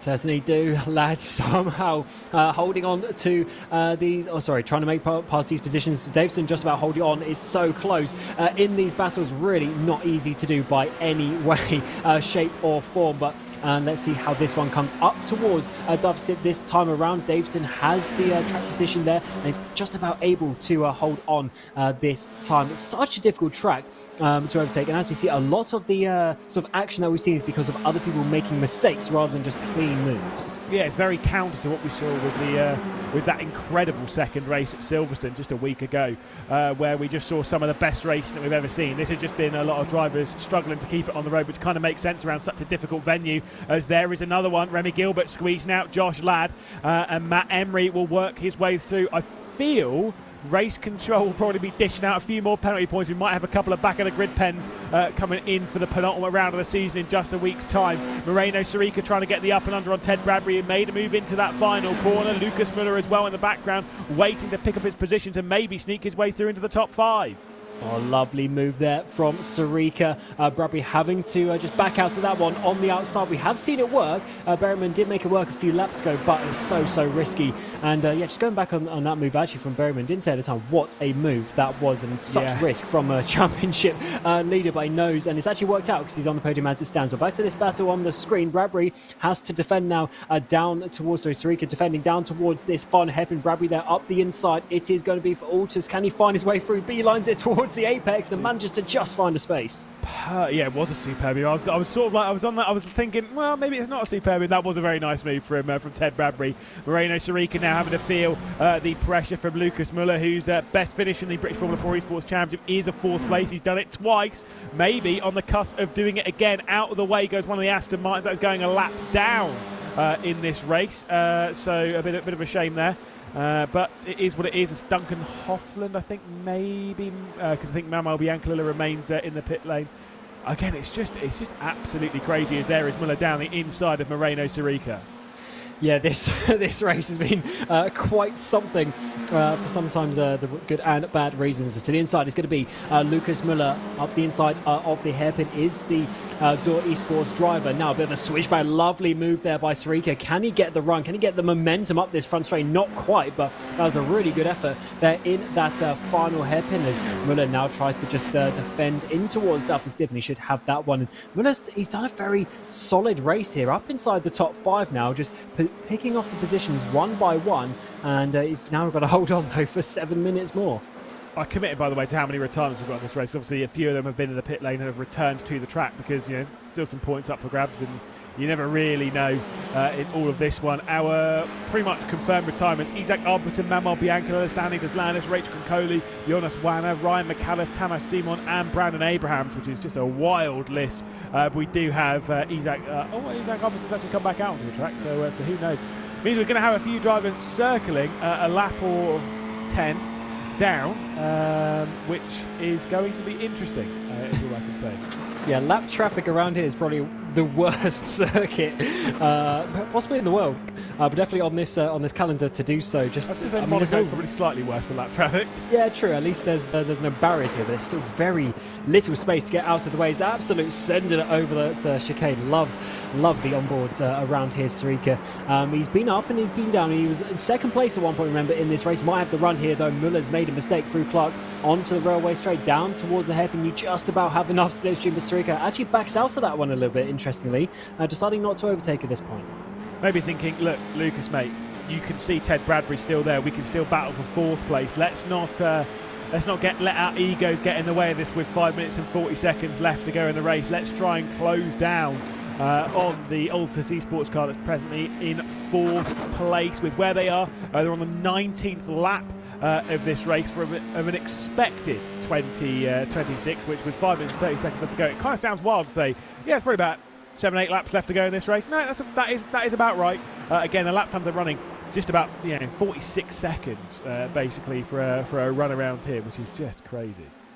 Yeah, it's very, very fast. Of course, a short circuit, but also the corners themselves are fairly fast. This hairpin, pretty much one of the slowest corners that there is, gets you going once again for another loop around here. And up towards the front, the gaps have opened up and sort of worked their way to be quite big, much leading by over 4 seconds. Then a huge gap back to Pete Berryman in that 3rd place. But in behind, we have these sort of 4 cars that you can see on your screen. Bradbury, followed by Muller, Sarika, and Davidson, all battling hard. Even Josh Ladd not too far off this, but as you say, I think at this moment in time they're just trying to catch down Bradbury, not really battle themselves and just see if they've got any sort of opportunity while they still can. But I think Davidson is actually going to be coming back with the pace that he's got. Oh yeah, we know Davidson's been one of the fastest drivers in this race, and to be fair, I wouldn't be too surprised if he tries to work his way back in. As in fact, Davidson on the previous lap of the race set his personal best lap, which is only a 10th off, literally bang on a 10th, off the fastest lap in this race, which is presently being set by Luke McKeown, which is a 46.326, which means that obviously on the previous lap it was a 426 from Alex Davidson, who is absolutely flying around here, which is great to see. We love seeing the Pure Sims team involved in the British Formula 4 Esports Championship, and we're liking seeing what we're seeing here from Alexander Davidson, and maybe, like I say, a couple of decent results still up for grabs for him. Yes, it's hopefully going to be a good or better second half of the season for him, and the Pure Sims team did struggle a little bit in that opening half, but here is a potential run in towards the hairpin. Although, is he going to sit by? No, he's not. Up the inside is going to be Sarika's going to have to defend hard around the outside, squeezing him a little bit, but just about enough space given.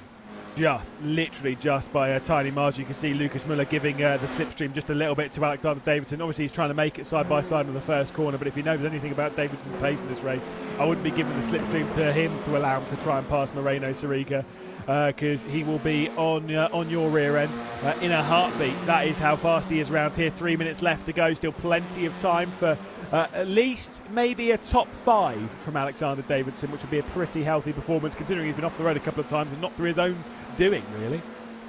Yes, it's always a difficult one where you go back down the order and it's not really your fault. It leaves you with this bit of a weird feeling. Obviously, if you make a mistake yourself, then you're sort of mad at yourself. But it's just, it's a bit of a weird one when you get pushed out and things like that. It's not the easiest one to come back from, but he is really pushing, as we've been saying. And if he can find his way through, then he can definitely get both the 2 cars ahead of him. It just depends how much he wants to risk. Already 2.5 minutes to go in this race, so the laps are quickly starting to count down. Yeah, not long to go. Gordy March basically nailed on for a 5th consecutive podium, a record equaling 5th consecutive podium. And hey, who knows where the reverse grid may end up. You might see him battling for a little bit more. Josh Ladd, Matt Emery having a bit of a fight, and Josh Ladd has gone straight over as they head out through Clark Curve and onto the railway straight. Bit of a shame. Yes, he's had a difficult race once again. 9th position as it stands. That's only going to be 2 points for the Williams Esport driver, and I'm sure he would have wanted a lot more from this season so far. Currently sitting down in 10th place as well, with just 1 podium to his name. As we're saying, just 1 podium to Sarika's name as well. So in general for Williams, they have struggled just a little bit more than they would have wanted. But as we get in towards these final couple of laps, here is his teammate of Sarika, currently sitting in that 6th place. Looks like Muller's gone just a little bit, a couple of car lengths up the road, but Davison still a big threat in behind. Yeah, exactly. It's just, as we're getting into the final portions of the race, it's actually harder to pass now than it would have been earlier on in the race, courtesy of 2 things. Number 1, tyres. They do cause a little bit of problem at this point in the race rather than they would have done earlier on. But also, everything's kind of spread out a little bit more. Early on, you could pick up the pieces of everyone now less so as everyone settles into what has become a slightly more normalised race of proceedings. We'll have to wait, have a little bit of a look at Gordy Much. I believe we're on the penultimate lap of the race. In fact, with the time of where we are, we're definitely on the penultimate lap. So Gordy's about to start the final one and what's been a fairly dominant performance from him. Yeah, he's absolutely loved it. And even just the previous lap was sort of less than 2/10 of his fastest lap of the race. So he's got such consistent pace up towards the front. And of course, the driver on home turf, currently 5 seconds in the lead. He's going to be loving this one. But when we get to that reverse grid, how much progress is he going to be able to make? Even if it's 5 positions, that might be very, very difficult to do so. But we did see, Pete Berriman, remember, he's in that 3rd place in this race. He's got up 4 positions so far. If there's going to be any switches in this fight. Obviously still a few corners for them to go. We're going to miss them into their hairpin. Or probably we'll still be able to jump back to catch it, courtesy of them being 16 seconds off of our race leader. Lucas Miller able to hang on to 5th position at the moment. Then Moreno Sirica and Alexander Davidson all in that fight for the final positions inside that top 5. Out through the final corner, looking for a 5th consecutive podium, joining the record from Pete Berriman on home soil. It is Gordy Much for the 3rd time this season for JHR by 29 Esports. And it is back-to-back victories for the Much man. Luke McKeown will come across the line, series champion in 2nd place. And for Stormforce ART, things are looking pretty handy as well. A 2nd and a 3rd concern after qualifying from Pete Berriman, but enough for him to seal a podium. Look at the drag race, though, between Moreno Sirica and Alexander Davidson, separated by a 10th of a second, basically, at the line. Absolutely crazy scenes here in what has been a wild race north of the border.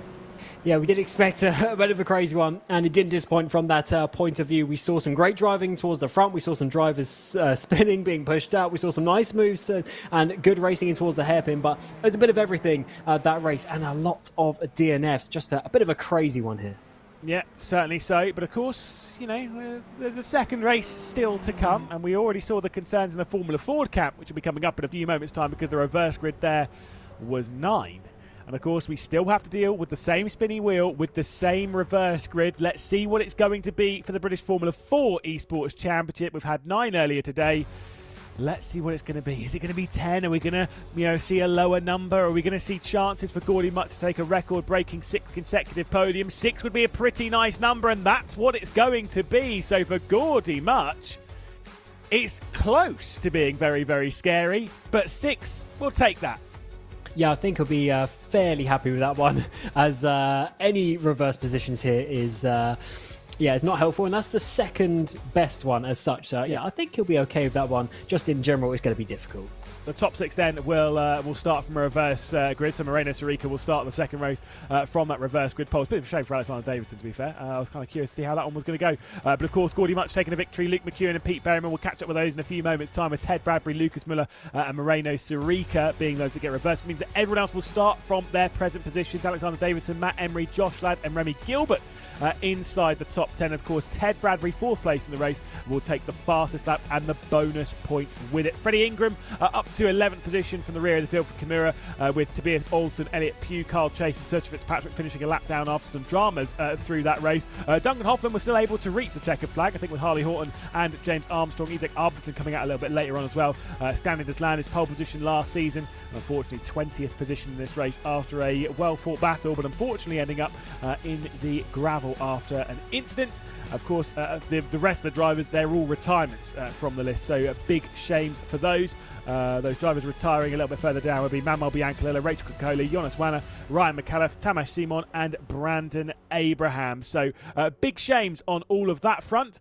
But of course, we'll get our way into the interviews and see what the dealio is. And of course, starting with our race winner, Mr. Gordy Much. Hello there, sir.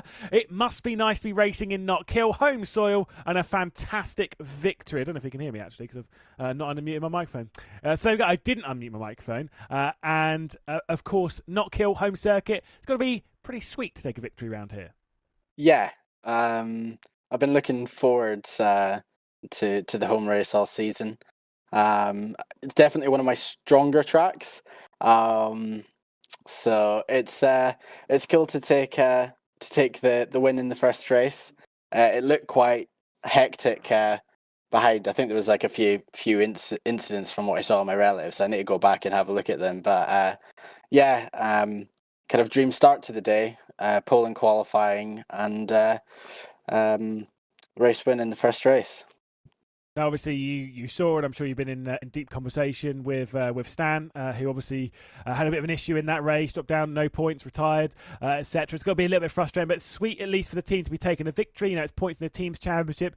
But of course, Pete Berriman's rise back up the order means you lose ground once again to the Stormforce ARTs. Yeah, I need to go back. I think he mentioned that there was an incident. I won't comment on it because I haven't seen it. So, but yeah, it sounds like he got tied up in an incident, and from there his car wasn't too much use. Luckily, with the point system that we have, you know, a race win is extremely rewarding. So it doesn't put us in a bad place. But yeah, obviously losing a bit of ground to ART there. So we'll see what can be done in this next race. I think the reverse grid is going to be one of the most hectic races of the season. So for the next race, the goal is to keep the front and rear wing on the car, preferably. Yeah, so hopefully you've not spoiled yourself like the Formula 4 drivers, because I like breaking hearts and such in the comms booth. They found out what it was before they went into the interview.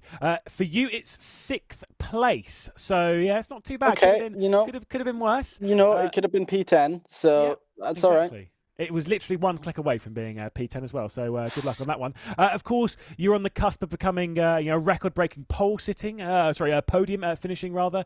You're on 5 at the moment. 6th it would be a fresh record for us. Is that on your mind at all, or is it literally just survive?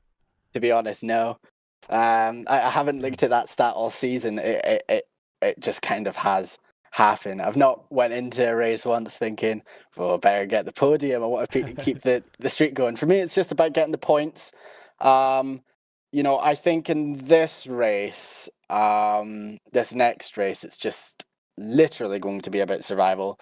If a podium presents itself, and there is a good opportunity for it, I will go for it. But,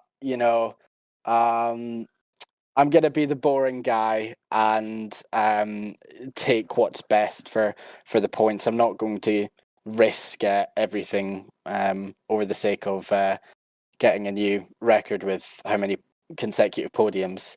It would be nice, though. It would be nice, but the main focus is to get points. So let's prioritize that and see what comes. Well, Gordy, maybe we'll be catching up with you a little bit later on. Congrats on a 3rd victory of the season, and like I say, maybe we'll catch up after race 2. Cheers, mate. Thanks.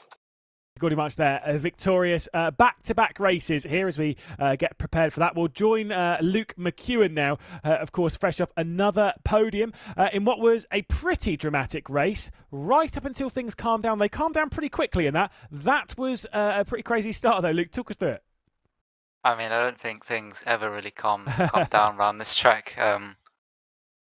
Yeah, the start quality was okay. Obviously, everyone has a bit more time around their lap around here, but yeah, personally, P2 was all that I was really expecting because Gordy was really quick in practice. But yeah, a few mistakes, and it really in the chicane just puts you a bit off in the race, and it's hard to get the rhythm back. But P2, don't know how that was P2, but I'll take it nonetheless. Now, we know you're a big team player, but obviously, you want to go and win the championship. You want to go back to back. Seeing Pete Berriman struggling a little bit in qualifying, down in 7th, his worst ever qualifying. Were you a little bit like, yes, in qualifying, and maybe thinking that this is a time to gain? Well, not really. Yeah, like I know he struggled a lot in practice.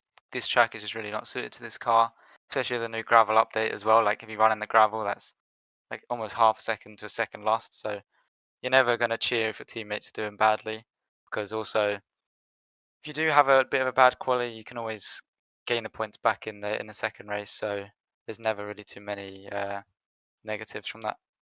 And he certainly did gain them back, obviously up to 3rd position. We'll join him in a moment's time. Seeing you in 2nd and 3rd, of course, Stormforce ART moving closer to the championship. Is that on your mind at all, or is it more just like seeing what's happened on the driver's side of things, or is it purely focused on the teams at the moment? Yeah, I mean, definitely for the first half, we were focused on the teams, trying to build out a big gap. Now we've done that, I think starting to get towards fighting for the Drivers' Championship. So let's see if we can seal both of them. It'll be very difficult. You know, Gordy and Pete are two really quick drivers, so we'll see if we can trump them in the next few races. Maybe we'll catch up with you after race 2 this evening. Good luck, Luke. Thanks. Cheers. Of course, one final driver to be joined with before we head back into Formula Ford territory. This time it is Pete Berryman, championship leader, although a slightly reduced points gap at the top. What was your heart like after that qualifying session? The worst qualifying that we've seen you do, which is kind of wild considering it's only 7th. I kind of expected it, to be honest. This track is, yeah, it's up there with one of the worst I've experienced in terms of car track combinations. So yeah, I think the first lap well, to be honest, I think 99% of the laps I'd done, I was almost crashing in that chicane. So yeah, it wasn't looking very positive from the start, really. But yeah, I think I'm quite lucky to come out of that with a P3. It could have been much, much worse. Obviously, reverse grid coming up, so you'll be starting ahead of Gordy and Luke. You're obviously fighting the championship. The gap, I will tell you, is now down to 8 points, at least on our end, in our little calculations. The reverse grid number 6, by the way, so I'll drop that one straight away. Are you aiming for the victory, or are you kind of like not really comfortable with this car track combo that maybe that's not even possible? Yeah, I'll be happy to get out of this alive, I think. The chicane is so unpredictable for me that, yeah, I don't really know what to expect. I'd be surprised if I go forward. So, yeah, just try not to go backwards, I think, is the goal. You've raced a lot of cars and a lot of tracks in sim racing. How does this rank as like one of the hardest car track combos? Is it just because of the unpredictability? Is it just because it's a difficult track generally, or because the cars stay stiff? It's probably top 3 of the worst I've ever experienced. It's just, yeah, it's a bit of a lottery. The line is so specific in the chicane, and if you miss it slightly, yeah, the results are pretty bad. So, yeah, really, really challenging. Definitely the most challenging I think we'll have this season. So, yeah, just gotta deal with it as best I can, I guess. Well, Pete, you've gone from 7th to 3rd in the first race. Maybe we can speak to you a little bit after the second race as well. Good luck. Yeah, thank you. Wow, what a tricky race that was, Cam, and again a brilliant performance from all 3 of our podium finishers, and yeah, nice to catch up with them there. Yeah, it's so funny to hear that from Pete Berryman that it was one of his most hated track. But you know, at least track car combinations, it is a very difficult one, and we saw a very, very chaotic race. But we also saw that in the 1600s as well, who are about to come out for their reverse grid race. So this will be sort of an opening eye to what we're going to see later when the F4s come back out for their second race. Indeed, yes. We get ourselves ready for the Formula 1600s again. A little bit of a reminder as to what happened a little bit earlier on. Henry Moore took his 6th victory of the season. Obviously joined on the podium by Dan and Moore once again. Been an incredible consistency of those two on the podium, and it's the 5th time this season that they finished 1st and 2nd. So that's impressive. Ciro Zambra made it his 4th podium of the season. To move himself a little bit higher up in the championship. But of course, once you take into account drop scores, it's all very crazy indeed. Do you reckon Henry Moore's going to do it? We've got a reverse grid here of 9, which is scary. Let's put it that way. I am going to predict he's on the podium, but which position, I don't know. There's going to be some carnage happening up the front, that is for sure. Just depends who gets involved. Certainly so. Well, the warm-up is over. The race is getting itself ready to begin, as we'll take a look at the starting grid in a moment's time. The reverse grid, as we'll remind you, was 9th place, meaning Martin Bilk was starting this one from the reverse grid pole. Franek Sikorsky, Isaac Phelps and Jason Cooper will be disappointed with how the previous race ended, down in 4th.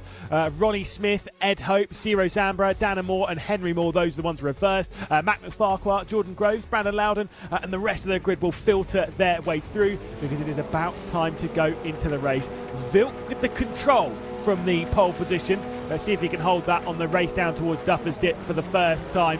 Franek Sikorsky will be joining him on the front row as we get ourselves underway here at Knockhill for the second race as we head into the final few moments of the Formula Ford Championship. They're all jostling for position in the first corner. Look at that moment from Franek Sikorsky. Look at that moment from Martin Vilk, Isaac Phelps, or is it Ronnie Smith rather, and he going out into the barrier of the first corner. At the first hurdle, they stack it. Yeah, you're right. Yeah, so many cars unfortunately getting involved. There's all off on the track as well. Again, Zamba is involved. I think maybe Groves getting absolutely sent out. Scudell getting absolutely sent out of the track. This has not been the cleanest start that we expected.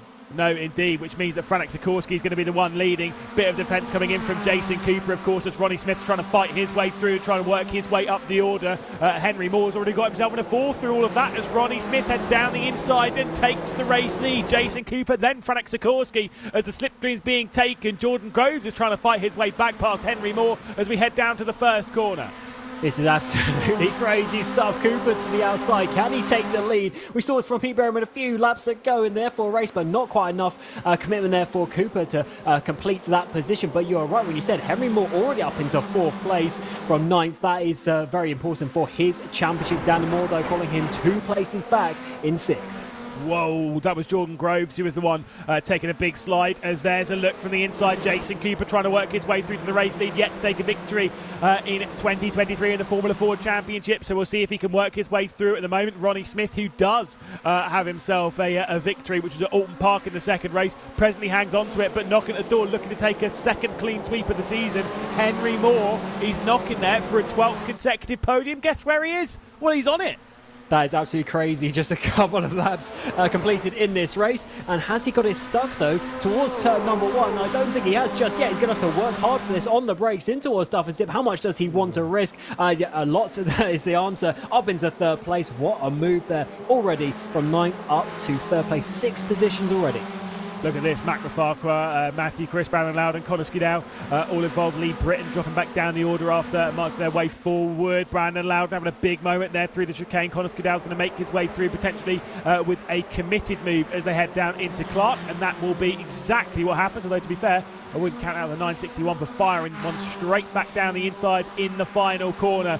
Here's a move for the race lead. Jason Cooper is trying to take it from Ronnie Smith, who's committed on the inside. We know Smith will not give this up. Not at all. He's not thinking long game. He's thinking, I want to hang on to the race lead.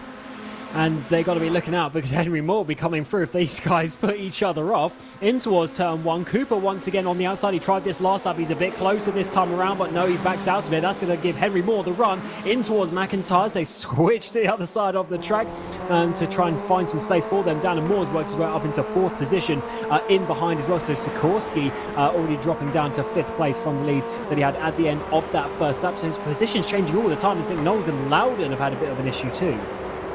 Yeah, I think there's been a couple of problems over all of this, as we can take a look. On board with Henry Moore into the slipstream of Jason Cooper, as he's been a few times throughout this championship. As you know, we've seen him work as well. I think we've had 10 as the reverse grid at certain points. Again, he did take both victories at Donington Park slightly earlier on in the season, the second round of the championship. Jason Cooper, though, taking the slipstream of Ronnie Smith all the way over to the right-hand side, will now look to the outside as they come up towards Duffers Dip. See if there's going to be a big move around the outside. It has to be brave from Jason Cooper. He's committed to it. That is absolutely superb from Cooper. Third time of asking, but he made it stick. Can he keep on the exit though? Through the King Gap, Butchers just about gets his car in first, but keeps in that first position. Ronnie Smith now down to second, but here is Henry Moore looking at the pair of them, and he's going to be seeing Cooper potentially pull away by a couple of car lengths at the front, so he knows this could be a good time to try and get Smith as well. So the opportunity's there. We know that Henry Moore can play the long game. We know he's got the speed round here. He doesn't necessarily have to clear Ronnie Smith straight away. Can afford to wait, can afford to rest just a touch and maybe play the cards right through the race. We've seen the long game be sometimes the important thing, despite only being a 15-minute race, and the slipstream's being taken this time from Ronnie Smith, trying to chase down Jason Cooper. Look who's behind Henry Moore, by the way. Dana Moore, fresh there, waiting for another victory for him. Yes, he's just waiting for that opportunity to try and nick some points back for your championship leader. And the points actually have been updated, so it's 12 points is the gap now between Moore and Amor coming into this second race of the evening. So that's certainly something to think about as the race progresses. Up the inside there from Chris on Sikorsky, who's just going backwards and backwards in this race. And also McFarquhar is going to get the run onto this back straight as Sikorsky from the front row down into 8th. And again, those points that you're discussing there do include both of the drop scores, which we will update you as well at the end of the night to see where things are standing heading into the penultimate round of the season. Look to the inside there, Ronnie Smith feeling the pressure. Henry Moore is knocking at the door to try and make the move, stick into the first corner, and that's exactly what the 41 does. Impressive stuff. Lovely, and that is what he's been doing all season. So I did say he was going to get on the podium, didn't know what place, and he's already up into second. We still have, of course, just under 10 minutes left in this race, so he's looking very good as we're on the podium once more. The issue for him is that he's got drivers around him, the likes of Cooper and Smith. They're fighting for their own position in the championship as well, but here comes a Moore on that back straight. Actually, he's a bit closer to Cooper than I was expecting already. Might be going for this race victory quite soon. Henry Moore is generally proving himself. Obviously, he's proved himself as basically the best driver on this grid, but he's proving himself as one of the best drivers in this car on the entire platform. We'll certainly get to prove that one at the weekend with the iRacing Formula Ford Festival. We'll have to wait and see how he's told me he might take part in it. I've told him he better do, because I'm now dead curious to see what's going to happen and all that. It's going to be a fantastic event, as we can see Ronnie Smith straight over the rear end. Danimore might work his way past fairly soon, fourth for the race lead as we approach the halfway mark. Yeah, so as I was mentioning in terms of people vying for position, and that is Cooper and Smith. They are third and fourth in the championship. So these top four are also the top four in the championship. There's quite a big gap, though, from Moore and Moore for first and second, and then all the way back down. It's about 60 or 70 points back down to Cooper and Smith, as Moore has a look to the inside. They're in towards the final corner, and Smith isn't going to fight that one. He lets him go as Moore gets onto the podium. I say, playing the team card there just a little bit, whilst there is absolutely no teams championship involved here in the Formula Fords. It's all about driver potential. It's all about fighting. Again, the top two in the championship will be giving themselves a fully funded seat in the British Formula 4 Esports Championship next year. Which at the moment it looks like we're pretty set on who those two drivers are going to be, the two that have basically been classed in the field all the way through the season, but you just never know. Danimore taking a lot of the curb now, closing back in on his close rival, who is not his hero this round, but still, we'll not talk about that.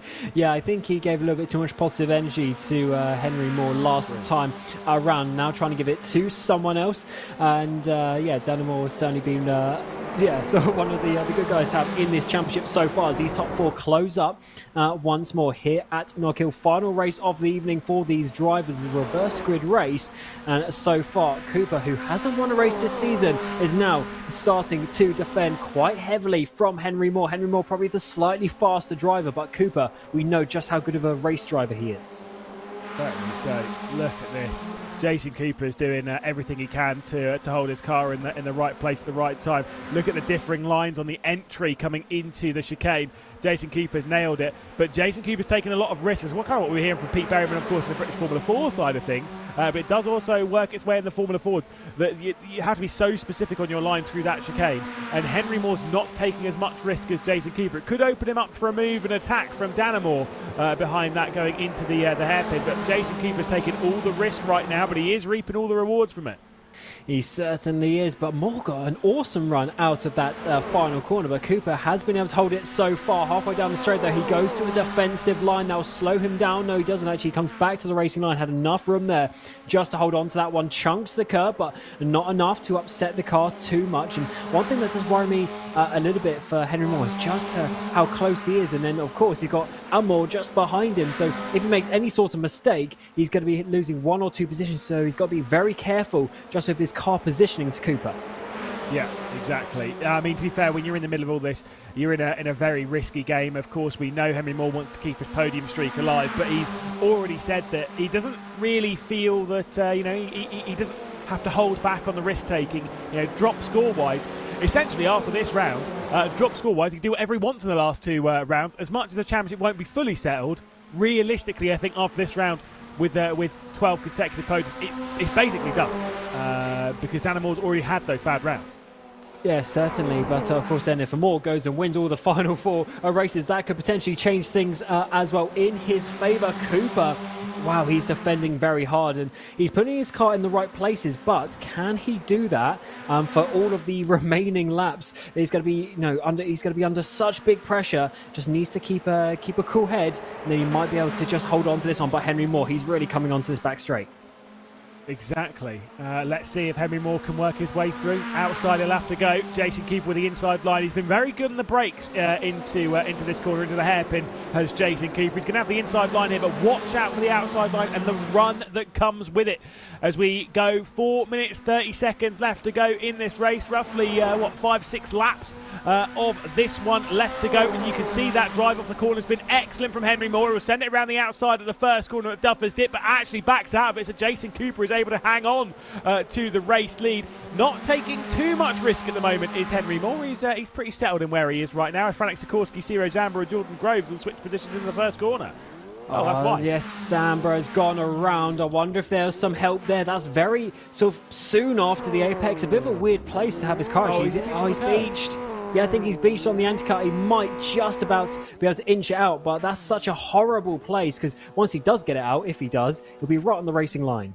No, he's going to bail from that one. And like you say, unfortunately for Ciro Zambra, after a podium in the previous, not in this one. So going out wide through the first corner, makes contact with Jordan Groves and all of that. Jordan Groves spins in background and pitches him straight onto the sausage curb, where unfortunately, and I get why he would have done it, that was the worst thing Ciro Zambra could have done. If he'd have stuck it in reverse, he'd still be in the race, but he stuck it in first gear, went forward, and that's what got him beat. Big shame there.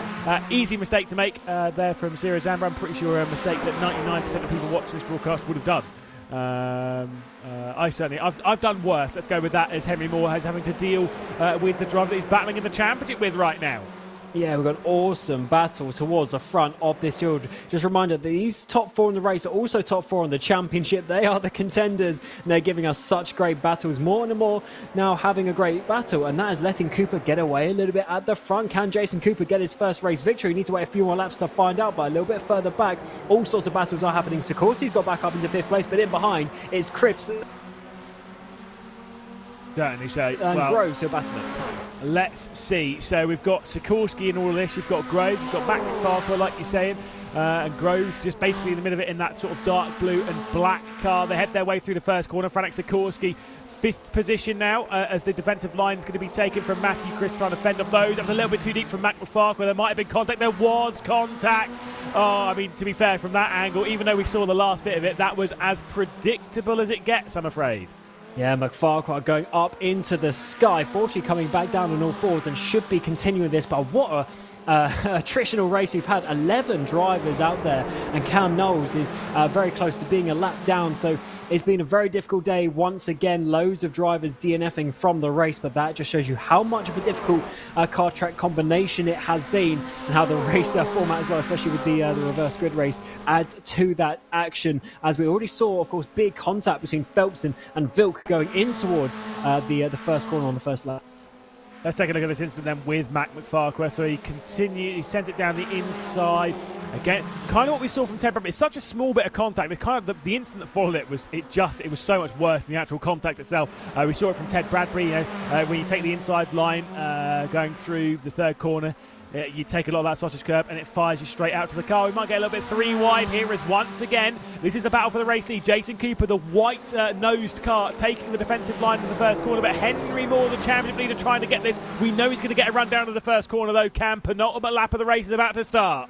How much is he going to risk it? Jason Cooper for his first race victory. Dana Moore to the inside, 3 wide. That's going to be so tight between them. Someone has got to back out. Dana Moore does, but that might leave the door open to Henry Moore to come all the way around the outside. They're continuing down in towards McIntyre's. Cooper sliding that rear end, trying to hold on to the lead. Oh, this is going to be risky. So close, and look at Dana Moore. Unbelievable move to have sent that one straight down the inside. Read it perfectly coming off of the third corner and sends it through on both Henry Moore and Jason Cooper. There was touches of contact between Cooper and Moore, and that was what opened the door for Dan to come through. Penultimate lap of the race, heading on to the final one, but it certainly isn't done yet.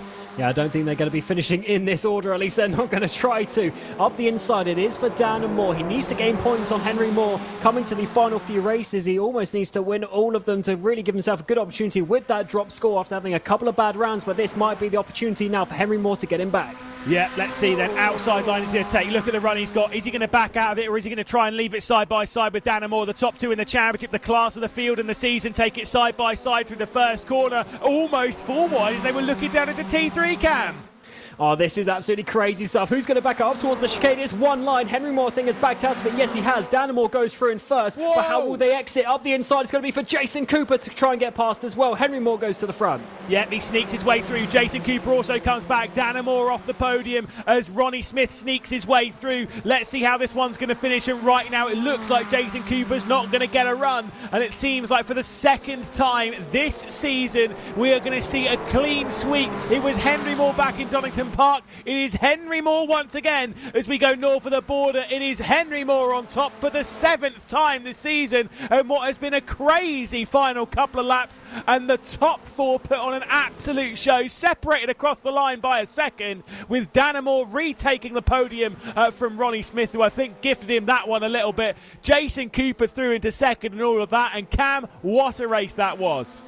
That was awesome. I thought Moore might have had it when he managed to go from third to first place, coming through Butchers as there were 3 wide. He took the opportunity there, but unfortunately that was probably to his hindrance, because then he was defending onto that final lap, and Henry Moore managing to get back to the front. And unfortunately for Moore, that was sort of a really good opportunity to get those points, but Henry Moore just showing he puts his car in the right places, and he just has that racecraft. He has that racing brain as well to go with the speed.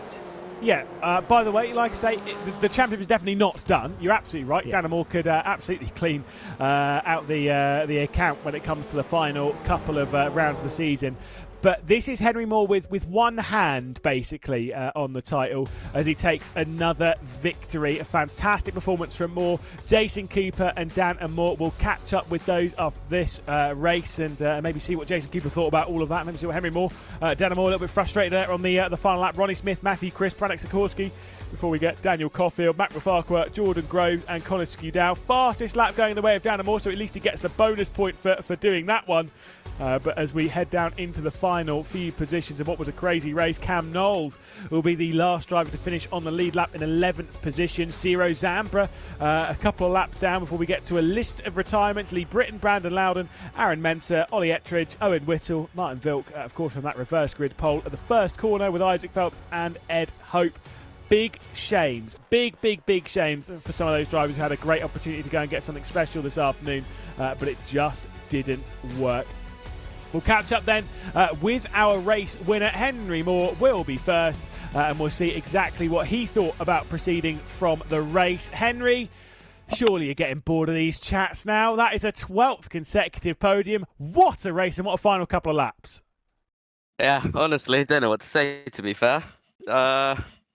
I didn't think I was going to win that from 9th and Knockhill, but yeah, I did what I could do, stay clean for the first few laps.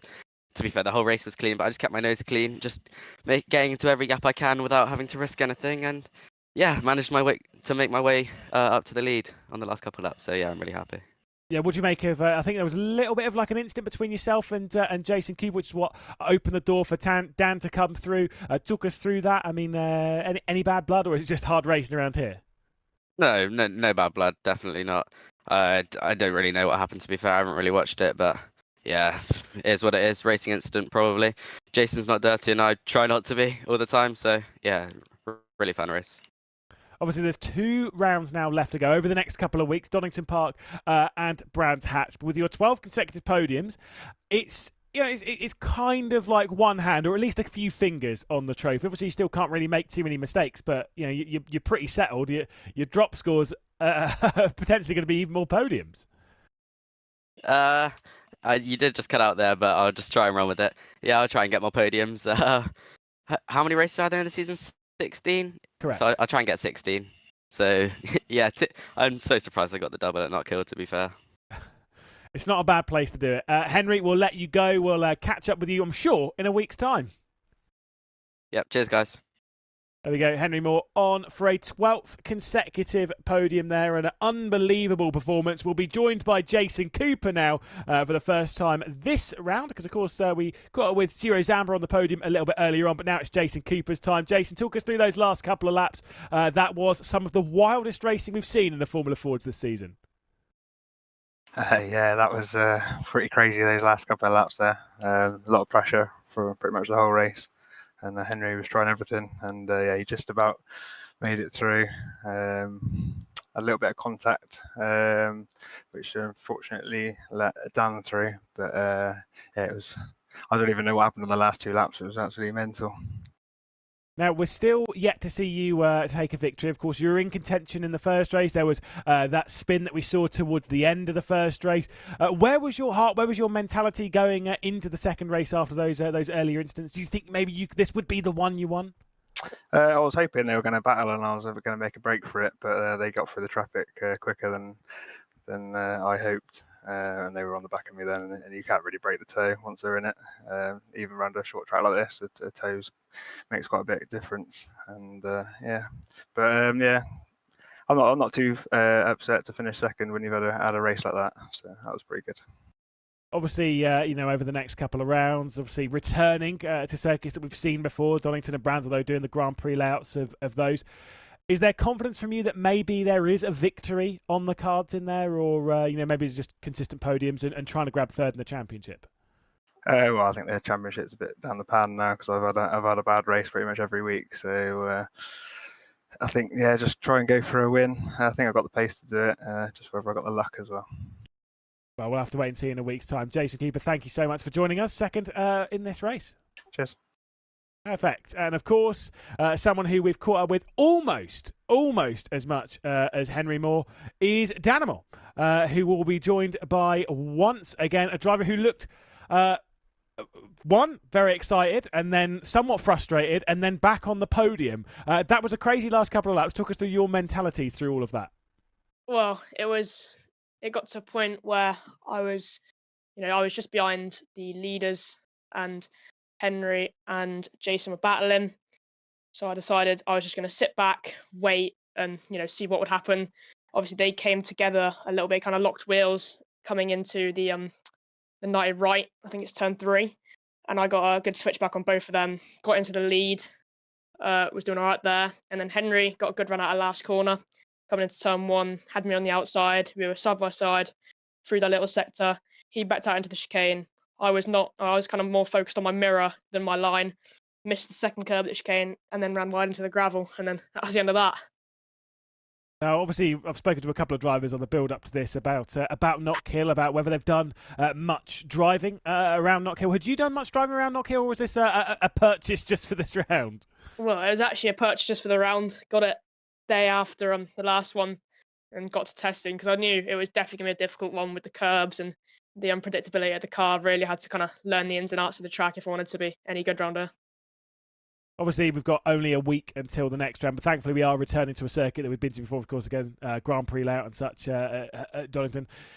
What's your confidence like going into that? We've seen some great pace around there, but of course it was a clean sweep from Henry Moore the last time we visited there on the National.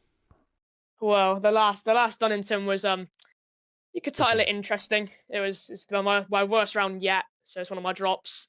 It was pretty much just a straight up bad quali from me. So this time I hope to do some more quali testing and really nail it this time and hopefully challenge Henry.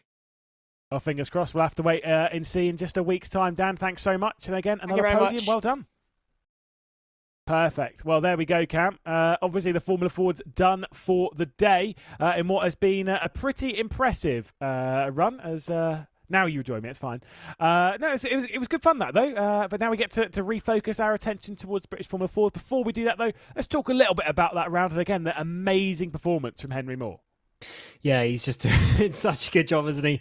And for some reason, he seems to always put his car in the right place as well. We've seen a few other drivers who've had, Jason Cooper's one of them, actually. He's very fast, but I guess maybe a couple of times he puts his car in slightly awkward places and he gets involved in accidents. Whereas Henry Moore, every time we see him, he's just going through the field, easily, especially in those first couple of laps. He's already up into 4th place after the second lap.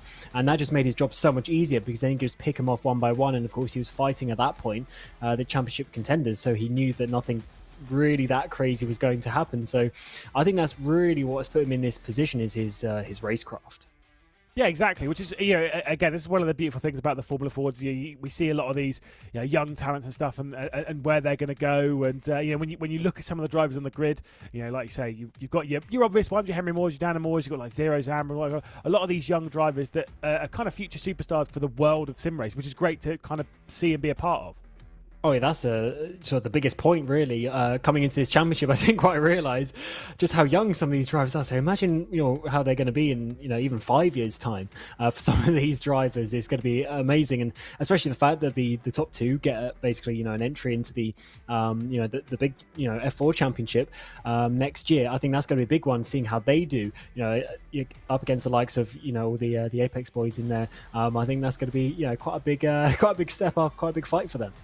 Obviously, you can see the timer in the top left. We are 3 minutes and 30 seconds away from jumping into the second British Formula 4 esports race of the evening. Of course, it was we'll focus our attention now on that. It was an unreal performance from Gordy Much, winning by about 5 seconds over Luke McEwen. Very, very impressive indeed. He's not really focused on it. I try and bring it up to distract him a little bit and maybe make him focused on it. But on the precipice of setting a record, of course, 6 consecutive podiums. Do you think he could do it? I mean, he's certainly got the speed, especially around here. Yeah, to be honest, I think he does have the speed. I think it's just this track that's going to be the issue here.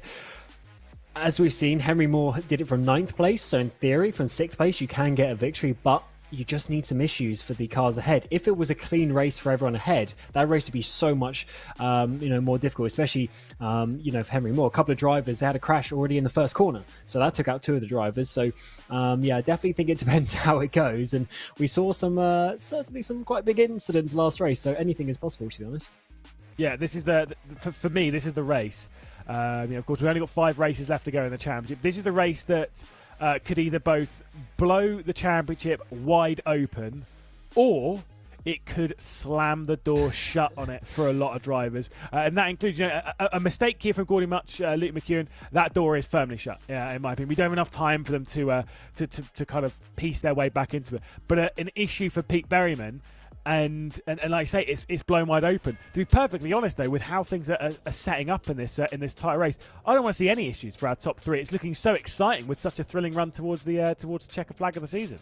Yes, there's about 22 points between Berryman and then McEwen, but McEwen's in 3rd place. In between them is Gordy Much, who's about 8 points off. So all 3 of them mathematically and also reasonably, possible. It just depends what Pete Berryman does, because if he goes out and wins all the races, or if he starts having, some bad races, that can change very quickly. Imagine if Pete Berryman has a bad race or finishes outside the points, Gordy Much goes and gets another victory, and all of a sudden he's in the lead by 17 points. So it can change around very, very quickly, and I think that's why Pete Berryman knows that he needs to keep focused and keep doing this, because as much as he's having a good season, and as Gordy was actually saying in the interview last race, with how the point system is, if you can get some random victory out of nowhere when someone else has a bad race, you really gain a lot of points.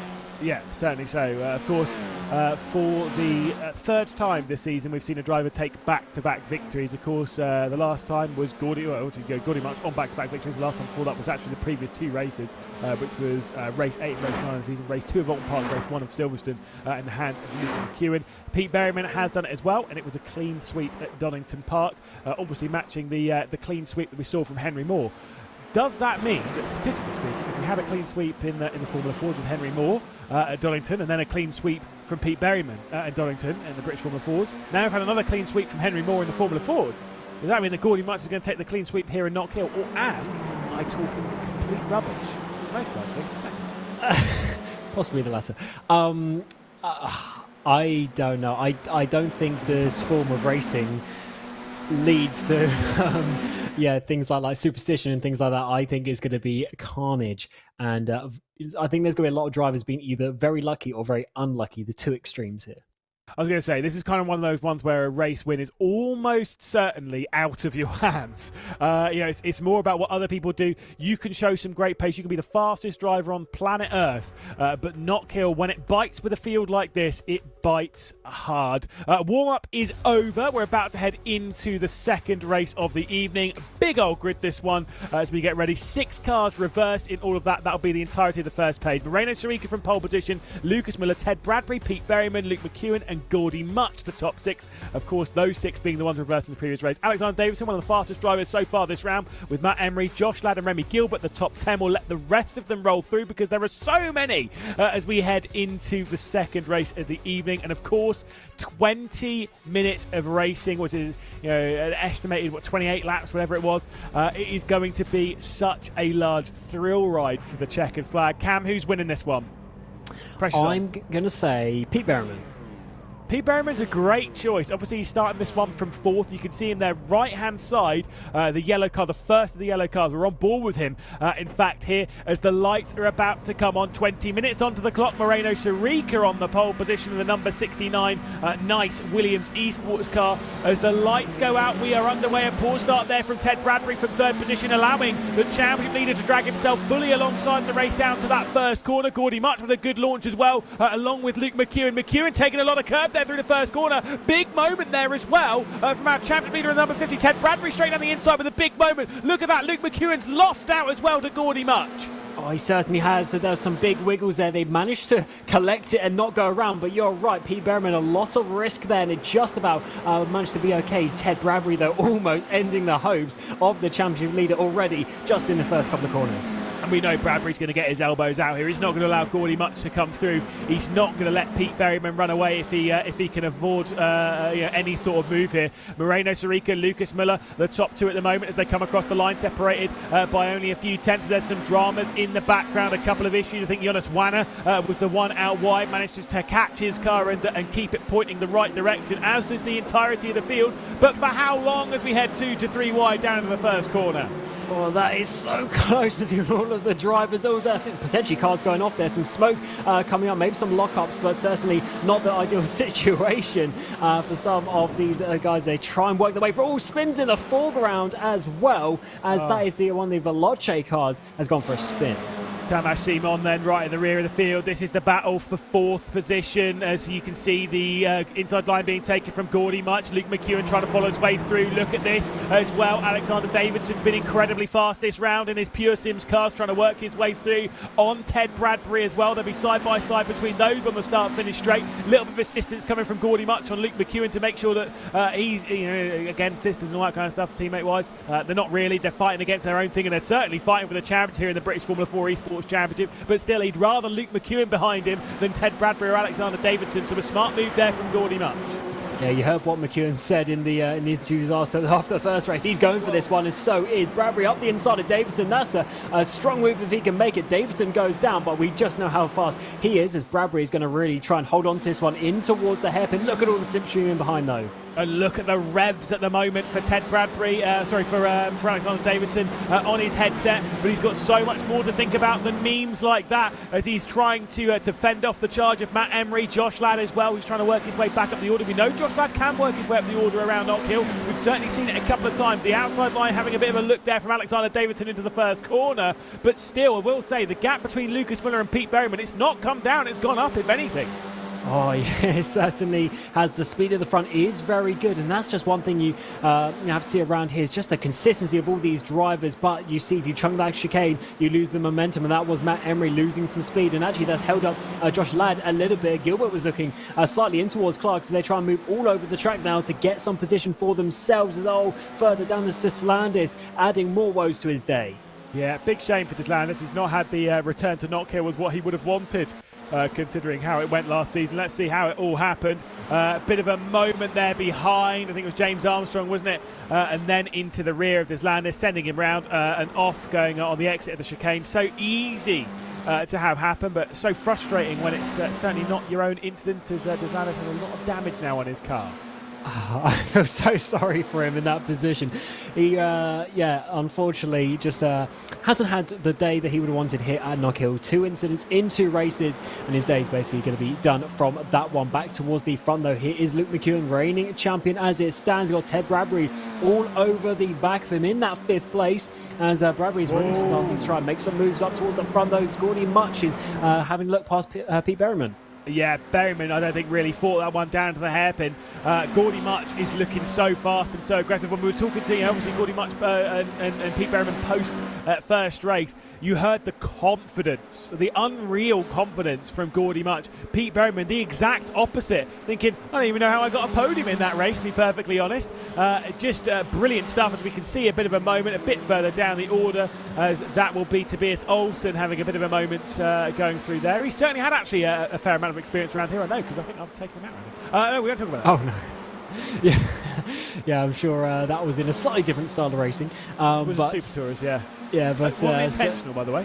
Oh yeah, we'll see about that. Yeah, definitely, it's a tricky track, isn't it? That's why we're seeing so many drivers have mistakes almost every lap around. There's a huge send up the inside there from the Esports drivers at maybe Vanna, trying to make some moves a little bit further in the background. Harley Horton holding on to that position, but crazy racing as to be expected in this style of track. Side by side towards turn number 1 and 2. That is not necessarily what you want to be seeing, but just about Remy Gilbert making the move. Yeah, you got Elliot Pugh as well. Again, we spoke a lot of high plaudits for Elliot in the previous round after what was a superb race from him. Big moment though in the background. Harley Horton's managing.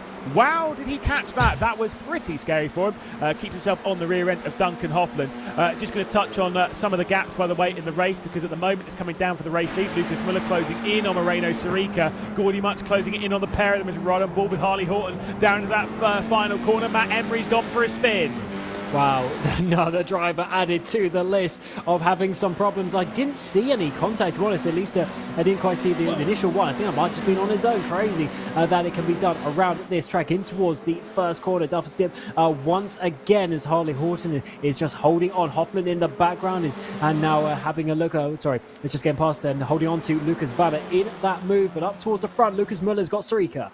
Yeah, Sirica must have made a mistake going through the chicane, so Lucas Muller closed that 3/10 gap and said, let's switch it around a little bit. And this just brings Gordy much closer and closer. We were talking about clean sweeps and stuff. At the moment, though, he's got two hard pedalers to try and pass. Yeah, sure, he's closing in on Moreno Sirica and Lucas Muller, but these two, very high I-rated drivers. Muller on 8.5, Moreno Sirica on 9.3, Gordy much 8.6. Let's see what happens to Sirica going through the chicane. Took a lot of the second curve. Didn't take really enough of the first, and that was what caused that moment. Great catch from him to not spin round, but still he's dropped back to second position, and now he's going to start feeling the pressure from the JHR by 29 Esports driver.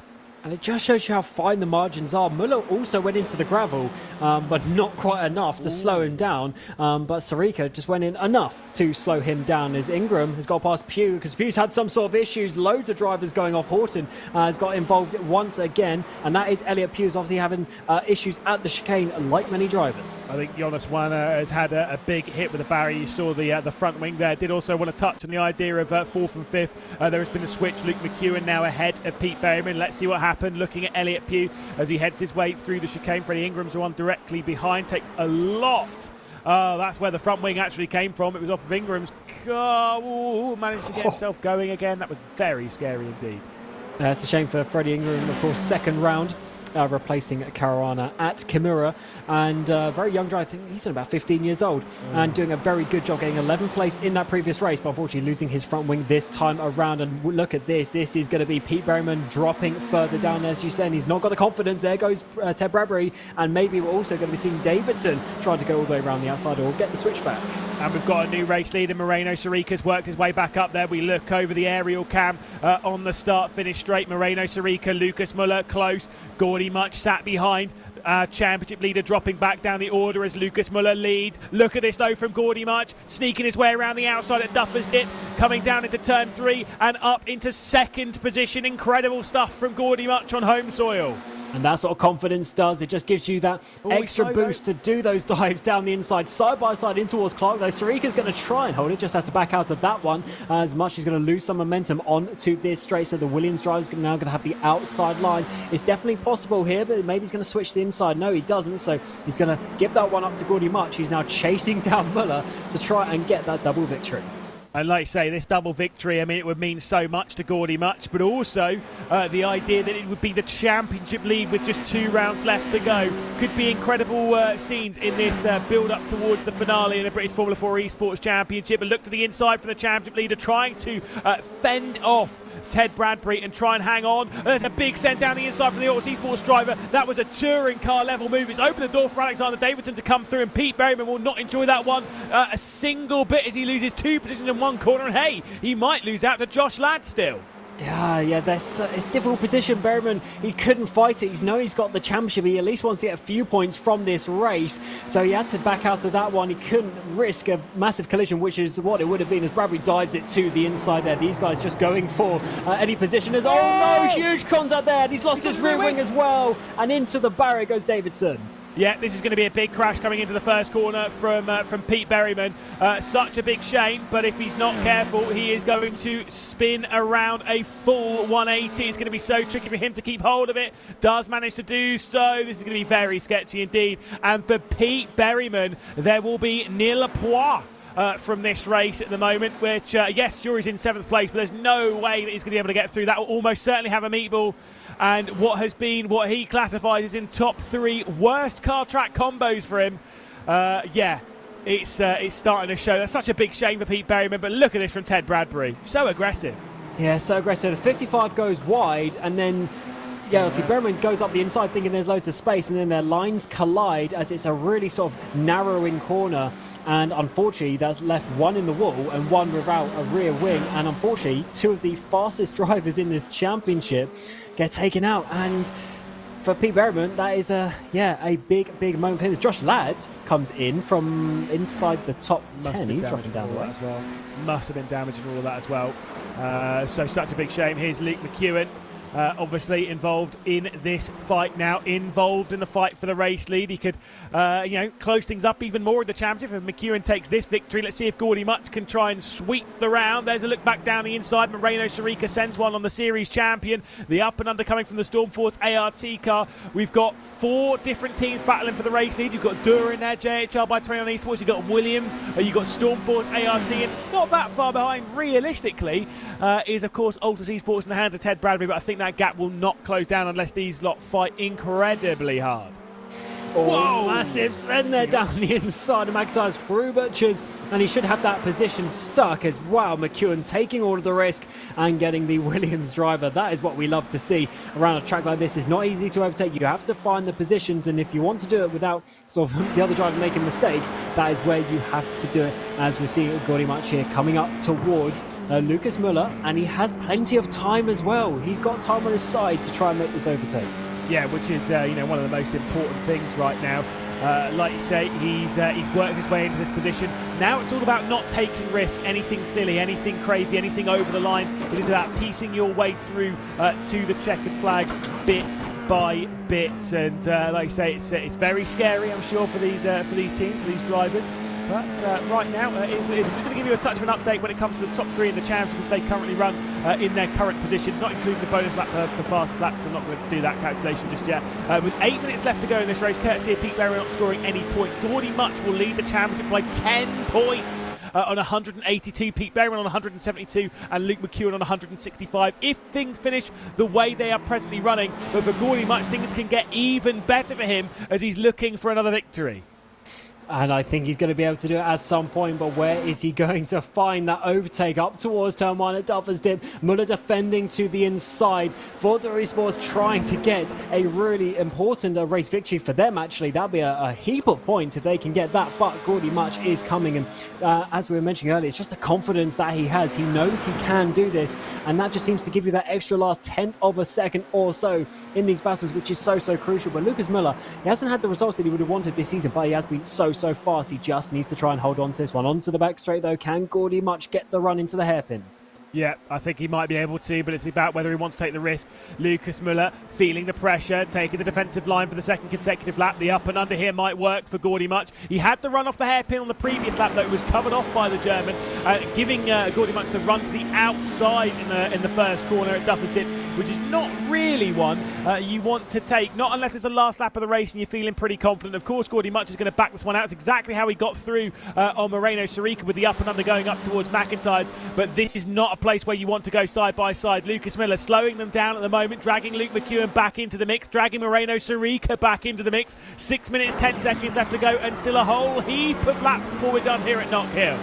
Yeah, as we saw in the 1600, it's a four-way battle towards the front, and you can easily go from first to fourth or fourth to first, up towards the hairpin nose. Lucas Müller holding the inside line, Gordy much to the outside. That's going to open up the door to Luke McEwen to dive up the inside and maybe get the run on this front straight. No, has to back into the slipstream, but this is starting to get very tense, and now these guys have to be looking them in their mirrors all the time if they weren't already. Müller to the inside, Gordy much to the outside. Such a difficult move. It's going to have to be him backing out, trying to get that switch back, trying to do it 1, 2, 3, 4 corners time to get the run up towards the chicane, but not enough. So once again, it's going to have to be waiting for either a mistake here or a run into the hairpin.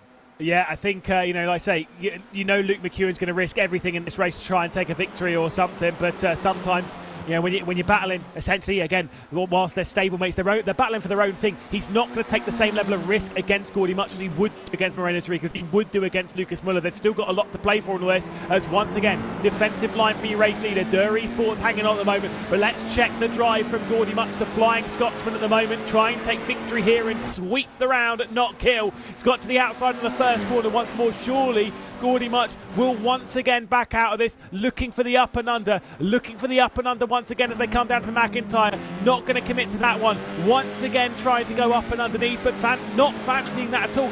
There is no risk being taken here from Gordy much. He is just waiting for a mistake, which is certainly going to happen. He'll have an opportunity.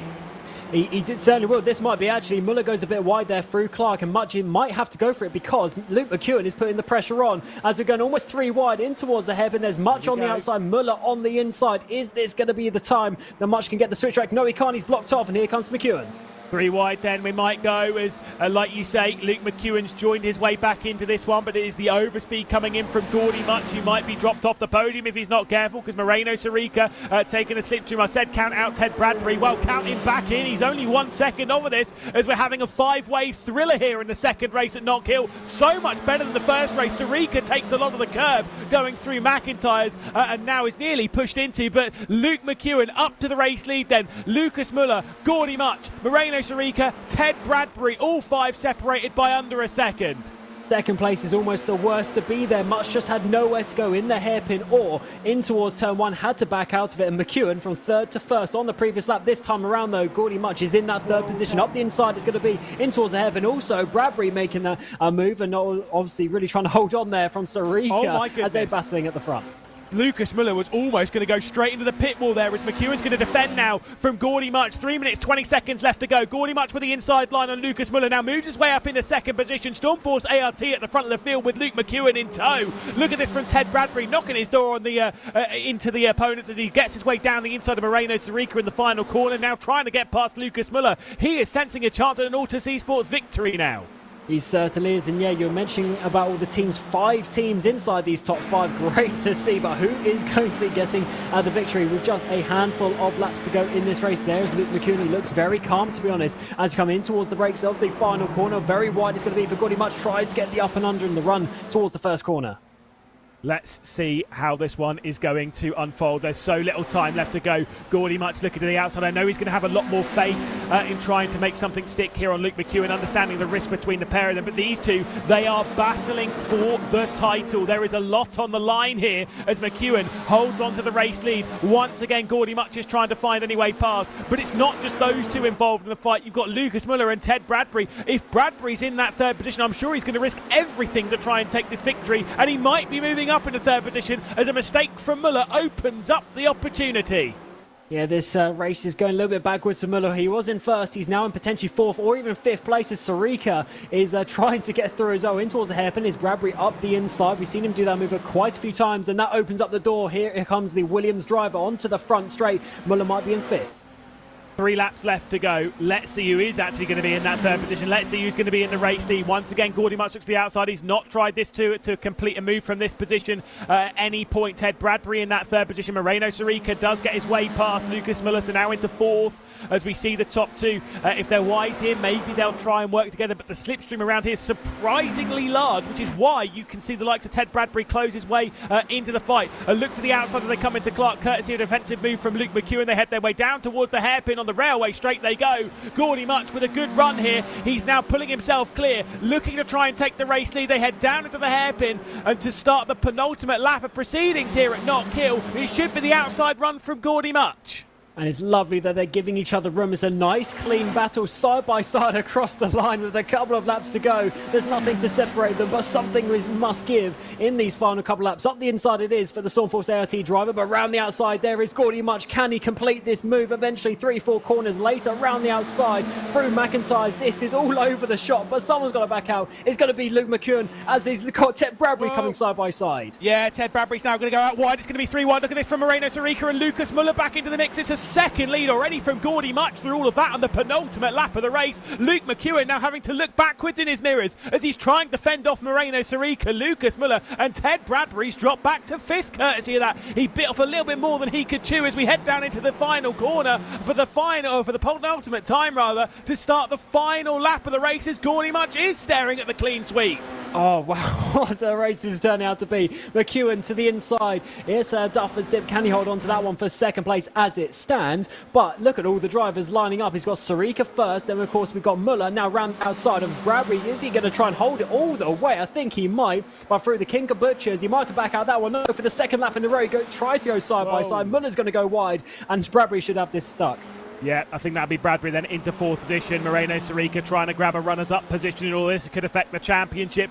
We were wondering what was going to happen in the title race, whether this door was going to be closed on the championship. Maybe Pete Berryman would be stepping towards a title fight, a title race rather. But the door has been blown wide open because Gordy Much takes the double on home soil. It is double delight for Gordy Much. JHR by 29 Esports break the record of the most consecutive podiums. It is 6 for Gordy Much. And 3 consecutive victories. Luke McEwen, Moreno Sarica on the podium after what was a thrilling final race here at Knockhill. That is how we do it in the British Formula 4 Esports Championship. But of course, commiserations to Pete Berryman, champion leader coming into this round. No longer the case. There's a look at your new title contender, your new title leader at the moment, as we have 4 races left to go. We certainly do, and it is hotting up, but what a way just a race event can change things so much. Berryman, he just wasn't on form today, was he? We didn't have the confidence in the car. Gordy Much comes out and gets those, of course, double race victories, and that has turned it on its head. And to be honest, I think he's the driver to look out for because he's going to carry that momentum forward into the final 2 rounds.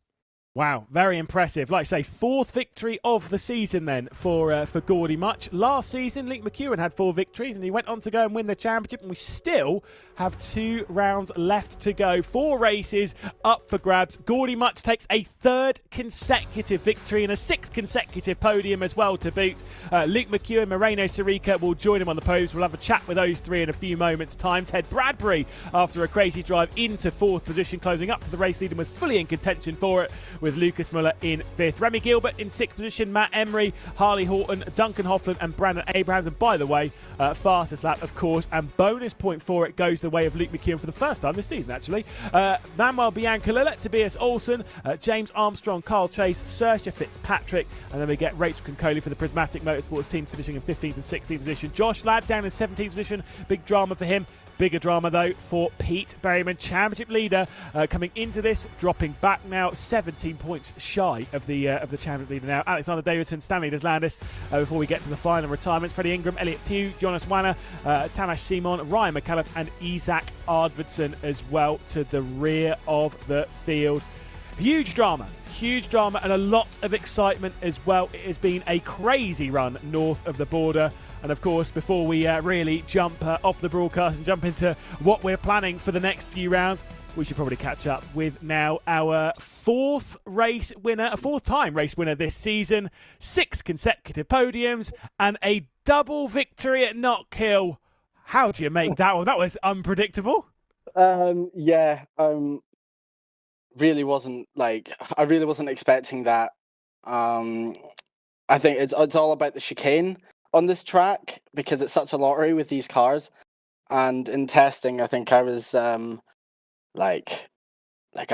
was hitting that chicane really, really consistently, and I knew that was the strongest thing, that I had coming into this race. I thought that I could get a few extra positions, but the pace was way beyond what I thought it would be, to be honest. And I think with 10 minutes to go, I started thinking like I can actually win this. And Lucas put up. There's no other way to say it. He put up an amazing defense. Some of the best defensive driving that I've seen in a while. He held on to it beautifully. And then when Luke came into the mix, he jumped us both, which was a bit frustrating because I just spent the last 6 laps trying to find a chink in Lucas's armor, and I couldn't find anything. Luke gets by us both in one go, and then it was a straight battle between me and Luke, and I decided to do something different and commit for the outside, and Luke gave me the room, and that got me the lead, and I managed to just bolt away for the last 2 laps. But yeah, double win at Knockhill. Yeah, I can't believe it. I'm absolutely delighted with that, to be honest. I'm delighted. 3 consecutive wins then, of course, because obviously, yeah, you won the second race at Silverstone, coming into Knockhill. We know it's virtual home soil, but do you reckon it kind of gives you a little bit of a push, because it's somewhere that you love, it's somewhere that you know so well? Yeah, I mean, especially when it comes to, like the chicane. I've done that chicane thousands and thousands of times in real life. And, there's a very specific way to take it with the throttle. You need to keep a bit of throttle on through the corner, which means you just need to commit more to it because, of course, that helps lift the front end of the car up a little bit, because when you're on the power, the rear and squats, and just with that extra tiny bit of knowledge, it just means that I'm able to extract like a little bit more around the lap in places, because I know where the bumps are around this track. I know how to take all the corners, and that's the amazing thing. It's a really big testament to how good sim racing is. Is the fact that this track, which is arguably the track that I know the best, is also the one that I seem to go best at in the sim, because I'm taking everything from real life straight onto the sim, and it works evidently. So yeah, I definitely would say it is in my advantage. I think it being on home soil just must add a few extra tenths or something as well. I don't know, but yeah.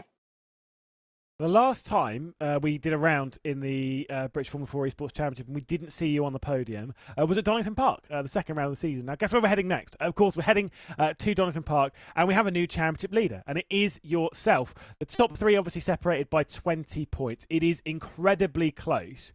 How do you feel heading into the final 4 races of the season? Pressure's building. The pressure's building. Isn't it great that the championship's like really close? Is really, really exciting.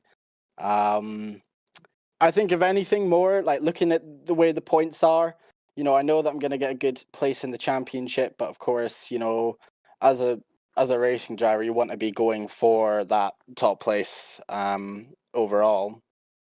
I think Donington will be very, very close. It's a track where it's hard to get away. So see how it goes. I go well at Donington, so if I can carry on the current performances, that would be amazing. But I think it's going to be quite hard to replicate that at Donington. But let's see. But yeah, for now, just enjoy this evening, have a bit of a break, and yeah, refocus on Donington for next week. We'll get yourself out the sim rig, shake it all about. An amazing performance. And again, another victory. Gordy Much, our championship leader. Thanks. Thank you. Cheers. There we go. Wow, what a season this is turning out to be. Gordy Much, after a fantastic performance here at Knockhill. Very impressive. But of course, he wasn't the only driver on the podium. Joining him on the podium once again, in fact, for the 5th consecutive race, joining him on the podium was his 5th consecutive podium for Luke McEwen. Hello there. Talk us through that race, because that was almost as crazy, if not even a little bit more wild, than Silverstone last week. Yeah, that race went a lot better personally for me. Obviously, was in the lead at one point. I was not expecting that going into the race. He had a really good fight with Gordy. He was really clean. Just missed out. My tires were, I don't know why, but my tires were just so down on the rears, and I couldn't get a good exit out of the last corner. And he managed to overtake me, which is really big in the drivers' championship. So P2 feels good, but also it's a bit annoying because that's really not ideal for a drivers' championship on my end. As far as we're aware, you did at least get the bonus point for the fastest lap from that race. There's now 20 points between first and third, which is where you currently sit in the championship. So going into the final couple of rounds, it is all to play for. And obviously, you won the championship last season. Is that kind of giving you a little bit of a boost here, or is the pressure slightly more off you in this scenario? Do you feel? No, I mean it's similar to last year. I don't think I was really leading the championship until close to the end. So everything's still possible in this championship with how the races are. But yeah, I keep saying it, but it's really hard to beat these guys consistently. So 20 points doesn't sound a lot, but it really is a big margin. But we need some big reverses maybe. Get some big reverses, and we'll see if we can do it. Let's harp back to the start of the season, and what an unreal turnaround this has been. I think we were all kind of a little bit concerned as to where you were. At the start of the season, obviously, you just a lot of incidents, a lot of issues over those first couple of rounds. Did that ever creep into your mind, or did you have the belief that you would turn it around in the way that you've done? Obviously, in the moment, I was a bit like, this is really not a good start to championship. Don't know how I'm ever going to claw these points back, but each round I keep getting closer and closer. So still have belief, and I think 2 rounds to go. So yeah, definitely still have belief that it can happen. Well, Luke, best of luck. We'll surely catch up with you quite a bit at Donington Park, but go and get yourself a bit of a rest. Yeah, thank you. Cheers. Perfect. There we go. Like I say, 5th consecutive podium for Luke McEwen after what was a very impressive performance. One final person to catch up with, and we haven't spoken to Moreno Sirica since the first round of the championship, of course, back in Brands Hatch. We find you back on the podium, Moreno, and that was one of the craziest races we've ever had in British Formula 4 Esports. What do you make of it? Because that was up for 5 different drivers that could have won that, and we wouldn't have been shocked. Yeah, finally back here with an interview after a race. Yeah, it was actually really fun. The fight at the end was really almost refreshing, I'd say. Fighting for the win after struggling all season long. I mean, mainly it was bad luck, really. We got involved. Even Josh tonight got involved in crashes. I did crash on my own in the first race, so. It was like very rewarding as well to be fighting at the top again. Now we've seen you race in plenty of high-profile champs, high-profile series all over the place. Where does this style of racing rank compared to it? Like, is it more crazy? Is it just how like the small cars on the track? It's just wild racing. Now, how have you been finding it? I think it's actually quite similar to PESC, also similar format with these short races, 20 minutes, 30 minutes races. Maybe with this car, it's a little bit easier to make moves happen. You can send it a little bit easier compared to a heavy Porsche Cup. But I personally found very good training for that series. Maybe a little bit, like I said, a little bit wilder, let's say, than PESC, but still very good training. There's still 4 races left to go. How do you rank your chances for those 4 races? Obviously, Donington Park and Brands, both of those on the Grand Prix layout.